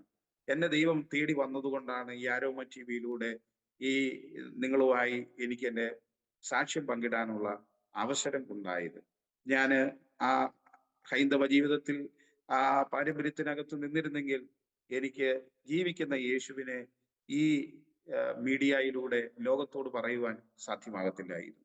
ഞാന് വളരെ സ്നേഹത്തോടെ എന്നെ ശ്രദ്ധിക്കുന്ന ബഹുമാന്യരായ പ്രിയപ്പെട്ടവരോട് പറയുന്നു. ജീവിതത്തിൽ ഏറ്റവും ആഹ് സന്തോഷകരമായി നമുക്ക് കണ്ടെത്താൻ പറ്റിയ ജീവിതത്തിൽ ഏറ്റവും ആഹ് എന്തൊക്കെ നിങ്ങളുടെ ജീവിതത്തിൽ ലഭിക്കപ്പെട്ടാലും അതിനേക്കാളെല്ലാം വലിയത് യേശുക്രിസ്തു എന്ന ദൈവവുമായിട്ടുള്ള ഒരു ബന്ധത്തിലേക്ക് നിങ്ങൾ വരുന്നതാണ് ഏറ്റവും വലിയ കാര്യം എന്ന് പറയുന്നത്. ജീവിതം തകർന്ന ഇടത്ത് നിന്ന് ഏഹ് പണിത് മറ്റൊരു നിലയിൽ അനേകർക്ക് ഒരു പ്രയോജനമായി മാറ്റിയ ഒരു ദൈവമുണ്ട്. എന്റെ ജീവിതം അതാണ് എന്നെ നിങ്ങളുടെ മുമ്പിൽ നിർത്തിയിരിക്കുന്നത്. ഞാൻ പറയുന്നത് അതാണ്. ഏത് തകർച്ചയിൽ നിന്നും മനുഷ്യനെ പണിതെടുത്ത് ഒരു നല്ല വ്യക്തിത്വമായി, ഒരു നല്ല മനുഷ്യനാക്കി സമൂഹത്തെ നിർത്താൻ പറ്റിയത് ഇവിടുത്തെ വേറൊരു കൗൺസിലിംഗ് അല്ല, വേറൊരു കാര്യവുമല്ല, ഒരു രാഷ്ട്രീയമല്ല, ഒന്നുമല്ല. അത് ജീവിക്കുന്ന ദൈവത്തിന്റെ അടുക്കൽ വരുന്നതാണ്. അതുകൊണ്ട് ഈ ആരോമ ടിവിയിലൂടെ എന്നെ ശ്രദ്ധിക്കുന്ന പ്രിയമുള്ളവരെ, നിങ്ങൾ യേശുക്രിസ്തുവിനെ അംഗീകരിക്കാനും രക്ഷകനും നാഥനുമായി സ്വീകരിക്കാനും നിങ്ങളുടെ ജീവിതം ഒരു സമൃദ്ധിയിലേക്ക് എത്തുവാനും ഞാൻ നിങ്ങളോട് ആഹ്വാനം ചെയ്യുന്നു. നിങ്ങൾക്ക് വേണ്ടി ഞാൻ പ്രാർത്ഥിക്കുന്നു. ഞാൻ എൻ്റെ കൊച്ചു സാക്ഷ്യത്തെ ഇവിടെ ഉപസംഹരിക്കട്ടെ. നിങ്ങൾക്ക് വേണ്ടി ഞാനിപ്പോൾ ഒരു വാക്ക് പ്രാർത്ഥിക്കും. ഞങ്ങളുടെ ദൈവമേ, സ്വർഗസ്ഥനായ ഞങ്ങളുടെ പ്രിയ പിതാവേ, അനുഗ്രഹമേറിയ ഈ നല്ല നിമിഷത്തിനായിട്ട് ഞങ്ങൾ നന്ദി പറയുന്നു. ആരോമ ടിവിയിലൂടെ എളിയവന് ദൈവം ചെയ്ത ഈ സാക്ഷ്യത്തെക്കുറിച്ച് പ്രസ്താവിപ്പാൻ അവിടുന്ന് ഒരുക്കിയ നല്ല അവസരത്തിന് നന്ദി പറയുന്നു. കേൾവിക്കാരായ എല്ലാവരെയും സ്വർഗത്തിലെ ദൈവം അനുഗ്രഹിക്കണം. ജീവിക്കുന്ന ദൈവത്തെങ്കിലേക്ക് അടുത്തു വരുവാൻ എല്ലാവർക്കും അവസരമൊരുക്കണം. അവിടുത്തെ തൃക്കരങ്ങളിൽ ഏൽപ്പിക്കുന്നു. മഹത്വം കർത്താവിന് യേശു ക്രിസ്തുവിന്റെ നാമത്തിൽ തന്നെ. ആമേൻ. എനിക്ക് അവസരം നൽകിയ ആരോമ ടിവിയോടും ഡയറക്ടറായ ഡാനിയൽ ജോൺ സാറിനോടുള്ള പ്രത്യേക നന്ദി അറിയിച്ച് എന്റെ വാക്കുകളെ ചുരുക്കുന്നു. God bless you. ആമേൻ. ആമേൻ. താങ്ക് യു കർത്താവിന്റെ ദാസൻ പാസ്റ്റർ അനൂപ് ജി. വളരെ അനുഗ്രഹിക്കപ്പെട്ട ഒരു സാക്ഷ്യം. അനുഗ്രഹിക്കപ്പെട്ടെന്ന് പറഞ്ഞാൽ കർത്താവിന്റെ സ്നേഹമാണ് അതിനകത്ത് നിഴലിച്ചു നിൽക്കുന്നത്. ആ ദൈവസ്നേഹത്തെക്കുറിച്ച് പങ്കുവയ്ക്കുമ്പോൾ ഉണ്ടാകുന്ന ആ ഒരു മാനസികാവസ്ഥ, അതായത് അത് കേൾക്കുന്ന വ്യക്തിക്ക് ഉണ്ടാകുന്ന മാനസികാവസ്ഥ എന്ന് പറയുന്നത് ശരിക്കും പറഞ്ഞാല് അത് അനുഭവിച്ച വ്യക്തിക്ക് ഉണ്ടാകുന്ന അതേ ഒരു മാനസികാവസ്ഥയാണ് കേൾക്കുന്ന വ്യക്തിക്ക് ഉണ്ടാകുന്നത്. എന്റെ ജീവിതത്തിൽ ആ സാക്ഷ്യം കേട്ടുകൊണ്ടിരുന്നപ്പോൾ എനിക്കത് അനുഭവിക്കാൻ കഴിഞ്ഞു. ഞാൻ നൂറുകണക്കിന് സാക്ഷ്യം ആളുകളുടെ കേൾക്കുന്ന ഒരു വ്യക്തിയാണ്.